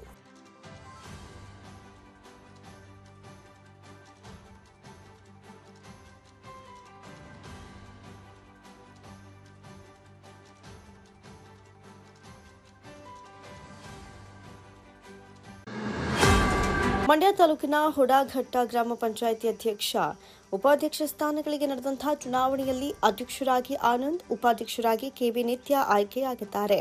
ಹಿಂದಿನ ಅಧ್ಯಕ್ಷ ಮಹೇಶ್ DB, ಉಪಾಧ್ಯಕ್ಷರಾಗಿ ಮಂಜುಳಮ್ಮ ಅವರ ರಾಜೀನಾಮೆಯಿಂದ ತೆರವಾದ ಅಧ್ಯಕ್ಷ ಸ್ಥಾನಕ್ಕೆ ಇಂದು ನಡೆದಂತಹ ಚುನಾವಣೆಗೆ ಆನಂದ್, ಸೋಮು, ಉಪಾಧ್ಯಕ್ಷ ಸ್ಥಾನಕ್ಕೆ KV ನಿತ್ಯ ನಾಮಪತ್ರವನ್ನು ಸಲ್ಲಿಸಿದ್ರಿಂದ ಚುನಾವಣೆ ನಡೆಯಿತು. ಚುನಾವಣೆಯಲ್ಲಿ ಕಾಂಗ್ರೆಸ್ ಬೆಂಬಲಿತ 10 ಮತಗಳನ್ನು ಪಡೆದು ಅಧ್ಯಕ್ಷರಾಗಿ ಆನಂದ್ ಗೆಲುವನ್ನ ಸಾಧಿಸಿದರೆ ಮತ್ತೋರ್ವ ಅಭ್ಯರ್ಥಿ ಸೋಮು ಅವರು 4 ಮತಗಳನ್ನು ಪಡೆದು ಪರಾಭವಗೊಂಡರು. ಅವಿರೋಧ ಉಪಾಧ್ಯಕ್ಷೆ KV ನಿತ್ಯ ಅವರ ಆಯ್ಕೆಯನ್ನ ಚುನಾವಣಾಧಿಕಾರಿ ಗಿರೀಶ್ ಘೋಷಿಸಿದ್ರು.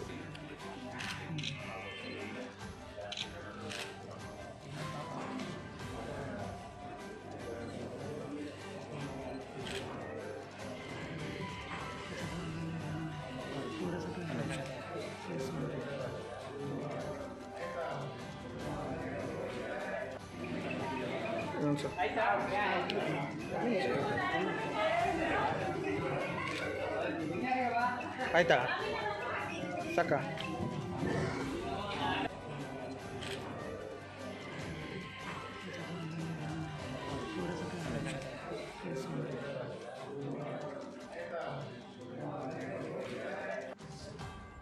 ನಂತರ ಅಧ್ಯಕ್ಷ ಆನಂದ್ ಮಾತನಾಡಿ, ಶಾಸಕ ಪಿ ರವಿಕುಮಾರ್ ಗೌಡ ಗಣಿಗ ಅವರ ಬೆಂಬಲದಿಂದ ನಾನು ಅಧ್ಯಕ್ಷನಾಗಿದ್ದೇನೆ. ಜೊತೆಗೆ ಸದಸ್ಯರ ಸಹಕಾರದಿಂದಲೂ ಅಧ್ಯಕ್ಷನಾಗಿದ್ದು ಎಲ್ಲಾ ಸದಸ್ಯರನ್ನ ಒಗ್ಗೂಡಿಸಿಕೊಂಡು ಗ್ರಾಮಗಳ ಅಭಿವೃದ್ಧಿಯಲ್ಲಿ ತೊಡಗುತ್ತೇನೆ ಅಂತ ಭರವಸೆ ನೀಡಿದರು. ಕೊಡೇಘಟ್ಟ ಪಂಚಾಯಿತಿ ಅಧ್ಯಕ್ಷ ಆಗಲು ಸಹಕರಿಸಿದ ನಮ್ಮ ಮಂಡ್ಯ MLA ಗಣಿಗ ರವಿಕುಮಾರ್ ಅವರಿಗೆ ನನ್ನ ಧನ್ಯವಾದಗಳು. ನಮ್ಮ ಎಲ್ಲ 6 ಊರಿನ ಗ್ರಾಮಸ್ಥರು, ಯಜಮಾನರುಗಳು ಅವರಿಗೂ ನನ್ನ ಧನ್ಯವಾದಗಳು. ಅಧ್ಯಕ್ಷರಾಗಲು ಸಹಕರಿಸಿದಂಥ ನಮ್ಮ ಪಂಚಾಯಿತಿ ಸದಸ್ಯರಾದ ಎಲ್ಲರಿಗೂ ನನ್ನ ಹೃತ್ಪೂರ್ವಕವಾದ ವಂದನೆಗಳು. ಮುಂದಿನ ಕ್ರಮ ನಾವು ನಮ್ಮನ್ನೆಲ್ಲ ಸಹಕರಿಸಿ ಅಧ್ಯಕ್ಷರು ಮಾಡಿದ್ದಾರೆ. ನಾನು ಕೈಲಾದಷ್ಟು ಕೆಲಸಗಳನ್ನು ಮಾಡಿ ಪ್ರಯತ್ನ ಪಡ್ತೇನೆ. ನೂತನ ಅಧ್ಯಕ್ಷ ಮತ್ತು ಉಪಾಧ್ಯಕ್ಷರನ್ನ ಗ್ರಾಮ ಪಂಚಾಯಿತಿಯಿಂದ ಅಭಿನಂದಿಸಿ ಗೌರವಿಸಲಾಯಿತು. ಸದಸ್ಯರಾದ ಚಂದ್ರು, ನಾಗೇಶ್, ಗಣೇಶ್, ಗೌರಮ್ಮ, ನೇತ್ರಾವತಿ, ನವ್ಯ, ನಾರಾಯಣ್, ದೇವಮ್ಮ, ಪ್ರತಿಮಾ, PDO ಕೋಮಲ ಹಾಜರಿದ್ದರು. ಮೈಸೂರಿನ ಮಣಿಪಾಲ್ ಆಸ್ಪತ್ರೆಯು ಇತ್ತೀಚೆಗೆ 71 ವರ್ಷದ ರೋಗಿಯಲ್ಲಿ ದೊಡ್ಡ ಗಾತ್ರದ ಟ್ಯೂಮರ್, ಥ್ರಂಬಸ್ ಮತ್ತು ಇನ್ಫೀರಿಯರ್ ವೆನಾ ಕ್ಯಾವಾ ಜೊತೆಗೆ ಕಿಡ್ನಿ ಕ್ಯಾನ್ಸರ್ನ ಸಂಕೀರ್ಣ ಪ್ರಕರಣದ ಬಗ್ಗೆ ಜಾಗೃತಿ ಮೂಡಿಸಲು ಪತ್ರಿಕಾಗೋಷ್ಠಿಯನ್ನು ನಡೆಸಿತು. ಈ ಅಪರೂಪದ ಮತ್ತು ಕಷ್ಟಕರವಾದ ಪ್ರಕರಣಕ್ಕೆ ಅನುಭವಿ ತಜ್ಞರ ತಂಡವು ಒಟ್ಟಾಗಿ ಕೆಲಸ ಮಾಡಿ ಆ ಮೂಲಕ ರೋಗಿಗೆ ಹೊಸ ಜೀವನವನ್ನೇ ನೀಡಿದ್ದಾರೆ. ಮೈಸೂರಿನ 71 ವಯಸ್ಸಿನ ಶ್ರೀ ಚಂದ್ರು ಅವರು ಮೂತ್ರದಲ್ಲಿ ರಕ್ತ ಕಾಣಿಸಿಕೊಂಡು ಕಳೆದ 2 ತಿಂಗಳುಗಳಿಂದ ಸಾಕಷ್ಟು ತೂಕ ಕಳೆದುಕೊಂಡಿದ್ದರಿಂದ ಮೈಸೂರಿನ ಮಣಿಪಾಲ್ ಆಸ್ಪತ್ರೆಯ doctor Dinesh Kumar TP, consultant urology, andrology ಮತ್ತು ಕಿಡ್ನಿ ಟ್ರಾನ್ಸ್ಪ್ಲಾಂಟ್ ಸರ್ಜನ್ ಇವರನ್ನು ಭೇಟಿ ಮಾಡಿದ್ರು. ಅವರು ಅಧಿಕ ರಕ್ತದೊತ್ತಡ ಮತ್ತು ಶ್ವಾಸಕೋಶದ ಕಾಯಿಲೆಯ ಇತಿಹಾಸವನ್ನು ಹೊಂದಿದ್ರು. ಪರೀಕ್ಷೆಯ ಸಂದರ್ಭದಲ್ಲಿ ವೈದ್ಯರು ಅವರ ಬಲಭಾಗದ ಪಾರ್ಶ್ವದಲ್ಲಿ ದೊಡ್ಡ ಗಾತ್ರದ ಟ್ಯೂಮರ್ ಅನ್ನು ಕಂಡುಹಿಡಿದಿದ್ರು. ಅಲ್ಟ್ರಾಸೌಂಡ್ ಮತ್ತು ಸಿಟಿ ಸ್ಕ್ಯಾನ್ಗಳು ಶ್ರೀ ಚಂದ್ರು ಅವರಿಗೆ ಸ್ಟೇಜ್ 3 ರೀನಲ್ ಸೆಲ್ ಕಾರ್ಸಿನೋಮಾ ಇರುವುದನ್ನು ಗುರುತಿಸಿತು. ಸ್ಕ್ಯಾನ್ಗಳು ಅವರ ಬಲಮೂತ್ರಪಿಂಡದ ಮೇಲೆ 12 ಸೆಂಟಿಮೀಟರ್ ಟ್ಯೂಮರ್ ಥ್ರಂಬಸ್ ಅನ್ನು ಬಹಿರಂಗಪಡಿಸಿದ್ವು. ಅದು ಬಲಮೂತ್ರಪಿಂಡದ ಅಭಿಧಮನಿ ಮತ್ತು ಇನ್ಫೀರಿಯರ್ ವೆನಾ ಕ್ಯಾವಾ IVCಯಲ್ಲಿ ಬೆಳೆದಿತ್ತು ಮತ್ತು ಕ್ಯಾನ್ಸರ್ ಹತ್ತಿರದ ಆರ್ಥೋ ಲಿಂಫ್ ನೋಡ್ಗಳಿಗೆ ಹರಿದಿತ್ತು. ಶಸ್ತ್ರಚಿಕಿತ್ಸೆಯ ನಂತರ ಶ್ರೀ ಚಂದ್ರು 1 ದಿನ ICUನಲ್ಲಿದ್ದರು. ಆಮೇಲೆ 5 ದಿನಗಳವರೆಗೆ ಅವರು ಆಸ್ಪತ್ರೆಯ ವಾರ್ಡ್ನಲ್ಲಿ ವೈದ್ಯಕೀಯ ನಿಗಾದಲ್ಲಿದ್ದರು. ತರುವಾಯ ಅವರನ್ನು ಡಿಸ್ಚಾರ್ಜ್ ಮಾಡಲಾಯಿತು. ಅವರ ಹೆಮಟೋರಿಯಾವನ್ನು ಗುಣಪಡಿಸಲಾಯಿತು ಮತ್ತು ಇದೀಗ ಅವರು ಉತ್ತಮವಾಗಿ ಚೇತರಿಸಿಕೊಳ್ತಾ ಇದ್ದಾರೆ. ಅವರ ತೂಕವನ್ನು ವಾಪಸ್ ಪಡೆದುಕೊಂಡಿದ್ದಾರೆ ಮತ್ತು ಅವರ ಮೂತ್ರವು ಆರೋಗ್ಯಕರವಾಗಿದೆ. ಶಸ್ತ್ರಚಿಕಿತ್ಸೆಯಾಗಿ 7 ತಿಂಗಳ ನಂತರ ಅವರು ಇನ್ನೂ ಆರೋಗ್ಯವಾಗಿದ್ದಾರೆ ಮತ್ತು PET ಸ್ಕ್ಯಾನ್ ಯಾವುದೇ ರೆಸಿಡ್ಯುಯಲ್ ಕ್ಯಾನ್ಸರ್ನ ಲಕ್ಷಣಗಳನ್ನು ಕೂಡ ತೋರಿಸ್ತಾ ಇಲ್ಲ. ಈಗ ಶ್ರೀ ಚಂದ್ರು ಅವರು ಕ್ಯಾನ್ಸರ್ ಮರುಕಳಿಸುವ ಅಪಾಯವನ್ನು ತಡೆಗಟ್ಟಲು ಎಮ್ಯುನೋಥೆರಪಿಯನ್ನು ಕೂಡ ತೆಗೆದುಕೊಳ್ತಿದ್ದಾರೆ ಅಂತ ಹೇಳಿದರು. ಮೂತ್ರದಲ್ಲಿ ರಕ್ತ ಬರ್ತಾ ಇದೆ ಮತ್ತು ತೂಕ ಕಡಿಮೆ ಆಗ್ತಾ ಇದೆ ಅಂತ ನಮ್ಮಲ್ಲಿ ಬಂದಾಗ ನಾವು ಅವ್ರನ್ನ ಪರೀಕ್ಷೆ ಮಾಡಿ ಮತ್ತು ಕೆಲವು ಟೆಸ್ಟ್ಗಳನ್ನು ಮಾಡಿದ್ವಿ. ಟೆಸ್ಟ್ಗಳಂದರೆ ಅಲ್ಟ್ರಾಸೌಂಡ್ ಮಾಡಿದಾಗ ರೈಟ್ ಕಿಡ್ನಿಲಿ ಒಂದು ಗೆಡ್ಡೆ ಇದೆ ಅಂತ ಗೊತ್ತಾಯಿತು.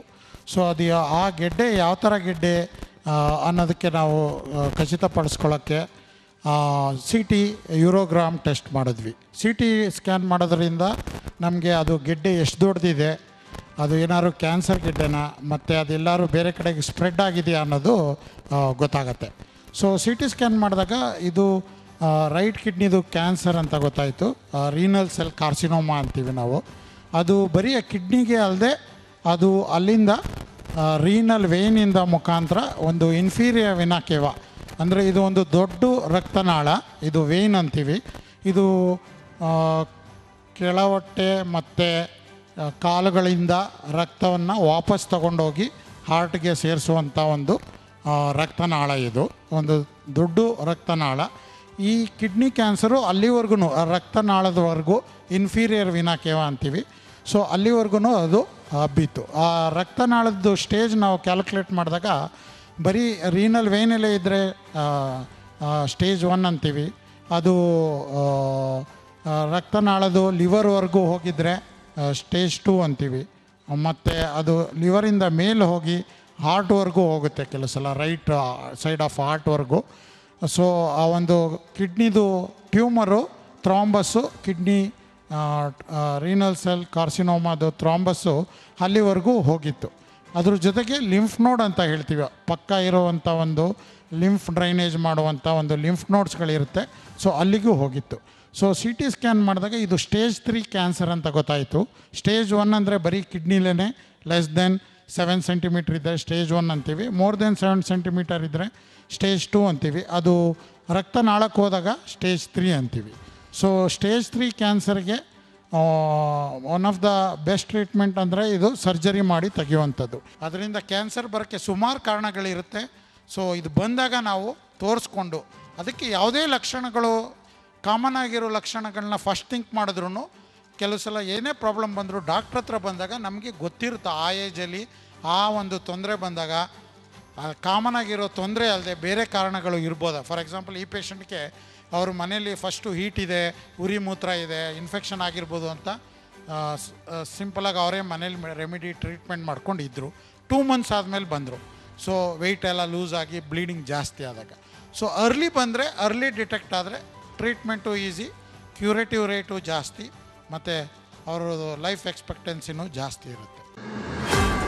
ಸರ್ಕಾರಿ ನೌಕರರ ಸಂಘದ ನೂತನ ಕಟ್ಟಡ ಹಾಗೂ ಮುಖ್ಯಮಂತ್ರಿಗಳಾದ ಶ್ರೀ ಸಿದ್ದರಾಮಯ್ಯ ಅಭಿನಂದನಾ ಸಮಾರಂಭ ಕುರಿತು ಪೂರ್ವಭಾವಿ ಸಭೆಯನ್ನ ಮೈಸೂರಿನ ಸರ್ಕಾರಿ ನೌಕರರ ಸಂಘದ ಕಚೇರಿಗೆ ರಾಜ್ಯಾಧ್ಯಕ್ಷರಾದ ಷಡಕ್ಷರಿ ಅವರು ಭೇಟಿ ನೀಡಿ ನೂತನ ಕಟ್ಟಡ ವೀಕ್ಷಿಸಿ ಸಭೆ ನಡೆಸಿ ಸರ್ಕಾರಿ ನೌಕರರ ಸಮಸ್ಯೆಗೆ ಸ್ಪಂದಿಸಿದ ಮುಖ್ಯಮಂತ್ರಿ ಸಿದ್ದರಾಮಯ್ಯನವರಿಗೆ ಮತ್ತು ಉಪಮುಖ್ಯಮಂತ್ರಿಗಳಾದ ಡಿಕೆ ಶಿವಕುಮಾರ್ ಬೆಂಗಳೂರಿನಲ್ಲಿ ಅಭಿನಂದನಾ ಸಮಾರಂಭವನ್ನು ದಿನಾಂಕ 17 ಆಗಸ್ಟ್ರಂದು ಆಯೋಜಿಸಲಾಗಿದೆ ಅಂತ ಸರ್ಕಾರಿ ನೌಕರರ ಸಂಘದ ಜಿಲ್ಲಾಧ್ಯಕ್ಷ ಗೋವಿಂದರಾಜು ತಿಳಿಸಿದರು. ಸುದ್ದಿಗಾರರೊಂದಿಗೆ ಮಾತನಾಡಿದ ಅವರು, ಶಿಕ್ಷಕರ ಜವಾಬ್ದಾರಿ ಹಾಗೂ ಅವರು ಮಾಡಬೇಕಾದ ಕೆಲಸ ಕಾರ್ಯವೈಖರಿ ಬಗ್ಗೆ ಕಿವಿಮಾತು ಹೇಳಿ ನೂತನ ಕಟ್ಟಡವನ್ನು ಉದ್ಘಾಟಿಸಲು ಜಿಲ್ಲಾ ಉಸ್ತುವಾರಿ ಸಚಿವರು, ಮುಖ್ಯಮಂತ್ರಿಗಳು, ಸಚಿವರು, ಶಾಸಕರು ಇವರ ದಿನಾಂಕವನ್ನು ಪಡೆದು ಅತಿ ಶೀಘ್ರದಲ್ಲೇ ನೂತನ ಕಟ್ಟಡದ ಉದ್ಘಾಟನೆಯನ್ನ ನೆರವೇರಿಸುವುದಾಗಿ ತಿಳಿಸಿದರು. ಅಂದು ಬೆಳಗ್ಗೆ 10 ಗಂಟೆಗೆ ತ್ರಿಪುರವಾಸಿನಿ ಮೇಕ್ರಿ ಸರ್ಕಲ್ ಹತ್ತಿರ ಅರಮನೆ ಮೈದಾನ, ಬೆಂಗಳೂರು ಕಾರ್ಯಾಗಾರ ಮತ್ತು ಸರ್ಕಾರಕ್ಕೆ ಮನವಿ ಸಮರ್ಪಣೆ ಮಾಡಲಾಗುತ್ತೆ ಎಂದರು.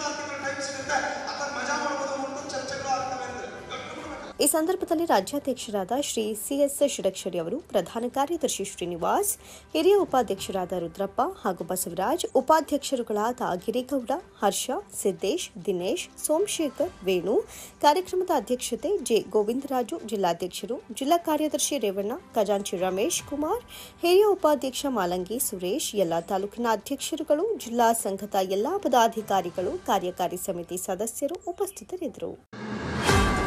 ಅಮೆರಿಕದಲ್ಲಿ ಹುಟ್ಟಿದ್ರು ಕರ್ನಾಟಕದಲ್ಲಿ ಇದ್ದು ಪ್ರಗತಿಪರ ಜೊತೆಗೂಡಿ ಸಮಾಜ ಕಟ್ಟುವುದಕ್ಕೆ ಶ್ರಮಿಸುತ್ತೇನೆ ಅಂತ ಚಿತ್ರನಟ ಚೇತನ್ ಅಹಿಂಸಾ ಹೇಳಿದ್ದಾರೆ. ಶ್ರೀರಂಗಪಟ್ಟಣದ ಖಾಸಗಿ ಬಸ್ ನಿಲ್ದಾಣದಲ್ಲಿ ಪ್ರಜ್ಞಾವಂತರ ವೇದಿಕೆ ಏರ್ಪಡಿಸಿದಂತಹ ಪ್ರಜ್ಞಾವಂತ ಮತದಾರರ ಪ್ರಶಸ್ತಿ ಪ್ರದಾನ ಕಾರ್ಯಕ್ರಮದಲ್ಲಿ ಸರ್ವೋದಯ ಕರ್ನಾಟಕ ಪಕ್ಷದ ಅಧ್ಯಕ್ಷ ಬಿಎಸ್ ರಮೇಶ್ ಮತ್ತು ಸಮರ್ಪಣಾ ಟ್ರಸ್ಟ್ ಅಧ್ಯಕ್ಷ ಕೆಎಸ್ ಜಯಶಂಕರ್ ಅವರಿಗೆ ಪ್ರಜ್ಞಾವಂತ ಮತದಾರರ ಪ್ರಶಸ್ತಿ ಪ್ರದಾನ ಮಾಡಿ ಅವರು ಮಾತನಾಡಿದರು. ಇಂದಿನ ಸಾಮಾಜಿಕ, ಆರ್ಥಿಕ ಮತ್ತು ರಾಜಕೀಯ ಸ್ಥಿತಿಯಲ್ಲಿ ಸಮಾನತೆಗಾಗಿ ಹೋರಾಡುವುದು ಅನಿವಾರ್ಯವಾಗಿದೆ. ಇಂದು ಕ್ರೈಸ್ತ, ಮಹಮ್ಮದೀಯ, ಸಿಖ್, ಜೈನ, ಬೌದ್ಧ ಎಂಬುದು ಮುಖ್ಯ ಆಗಿದೆ. ಎಲ್ಲರ ಒಳಿತಿಗಾಗಿ ಕೆಲಸ ಮಾಡಬೇಕು. ಧರ್ಮ, ಲಿಂಗ, ವರ್ಣ, ವರ್ಗ ಮುಖ್ಯ ಆಗಬಾರದು.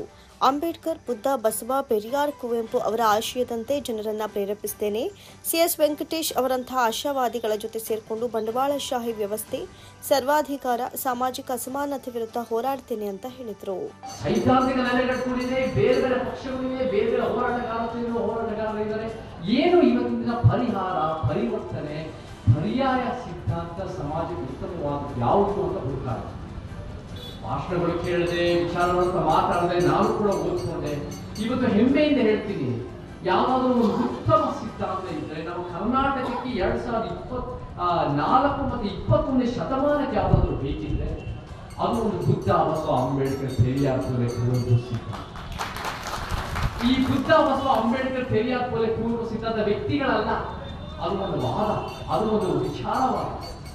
ಆ ಬುದ್ಧ, ಬಸವ, ಅಂಬೇಡ್ಕರ್, ಪೆರಿಯಾರ್, ಪೂಲೆ, ಕುವೆಂಪು ನಾನು ಹೆಂಗೆ ವ್ಯಾಖ್ಯಾನಿಸ್ತೀನಿ ಇವತ್ತಿನ ದಿನ ಅಂದ್ರೆ 3 ಮುಖ್ಯವಾದ ಅಂಶಗಳು: ಸಮಾನತೆ, ನ್ಯಾಯ, ವೈಜ್ಞಾನಿಕತೆ.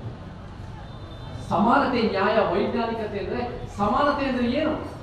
ಸಂವಿಧಾನದ ಪೀಠಿಕೆಯಲ್ಲಿದೆ. ಸಮಾನತೆ ಅನ್ನೋದು ಒಂದು ಕನಸು, ಒಂದು ಗುರಿ, ಎಲ್ಲರಿಗೂ ಸರಿ ಸಮಾನವಾದ ಅವಕಾಶಗಳು, ಘನತೆ, ಆರ್ಥಿಕತೆ, ಪ್ರತಿಯೊಂದು ಸಮಾನವಾಗಿ ಸಿಗಬೇಕು ಅನ್ನೋದು. ಅದರ ಖಂಡಿತ ಇವತ್ತಿನ ದಿನ ಸಿಗಲ್ಲ. ನಮ್ಮ ಜೀವಮಾನದಲ್ಲೂ ಸಿಗಲ್ಲ, ನಮ್ಮ ಮಕ್ಕಳು ಮೊಮ್ಮಕ್ಕಳ ಜೀವಮಾನದಲ್ಲೂ ಸಿಗಲ್ಲ. ಆದರೆ ನಾವು ಹಾಗೆ ಬೆಳೆಯಬೇಕು.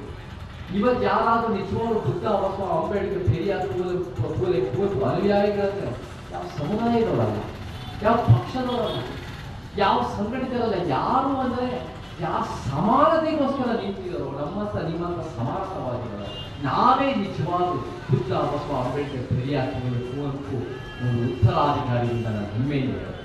ಇದೇ ಸಂದರ್ಭದಲ್ಲಿ ಪ್ರಜ್ಞಾವಂತರ ವೇದಿಕೆ ಸಂಚಾಲಕ ಸಿಎಸ್ ವೆಂಕಟೇಶ್, ಬ್ಲಾಕ್ ಕಾಂಗ್ರೆಸ್ ಅಧ್ಯಕ್ಷ ಎನ್ ಪ್ರಕಾಶ್, ಪುರಸಭೆ ಮಾಜಿ ಅಧ್ಯಕ್ಷ Sheela Nanjundaiah, Kyathanahalli Chandranna, K Shettalli Appaji, Govindaraju, KC Madesh, Chikkathammegowda, Patel Ramegowda, Pandu, Sadananda, KT Rangaiah, Ganjam Ravichandran, A Nagendra Swamy, M Chandrashekar ಇತರರು ಕಾರ್ಯಕ್ರಮದಲ್ಲಿ ಪಾಲ್ಗೊಂಡಿದ್ದರು.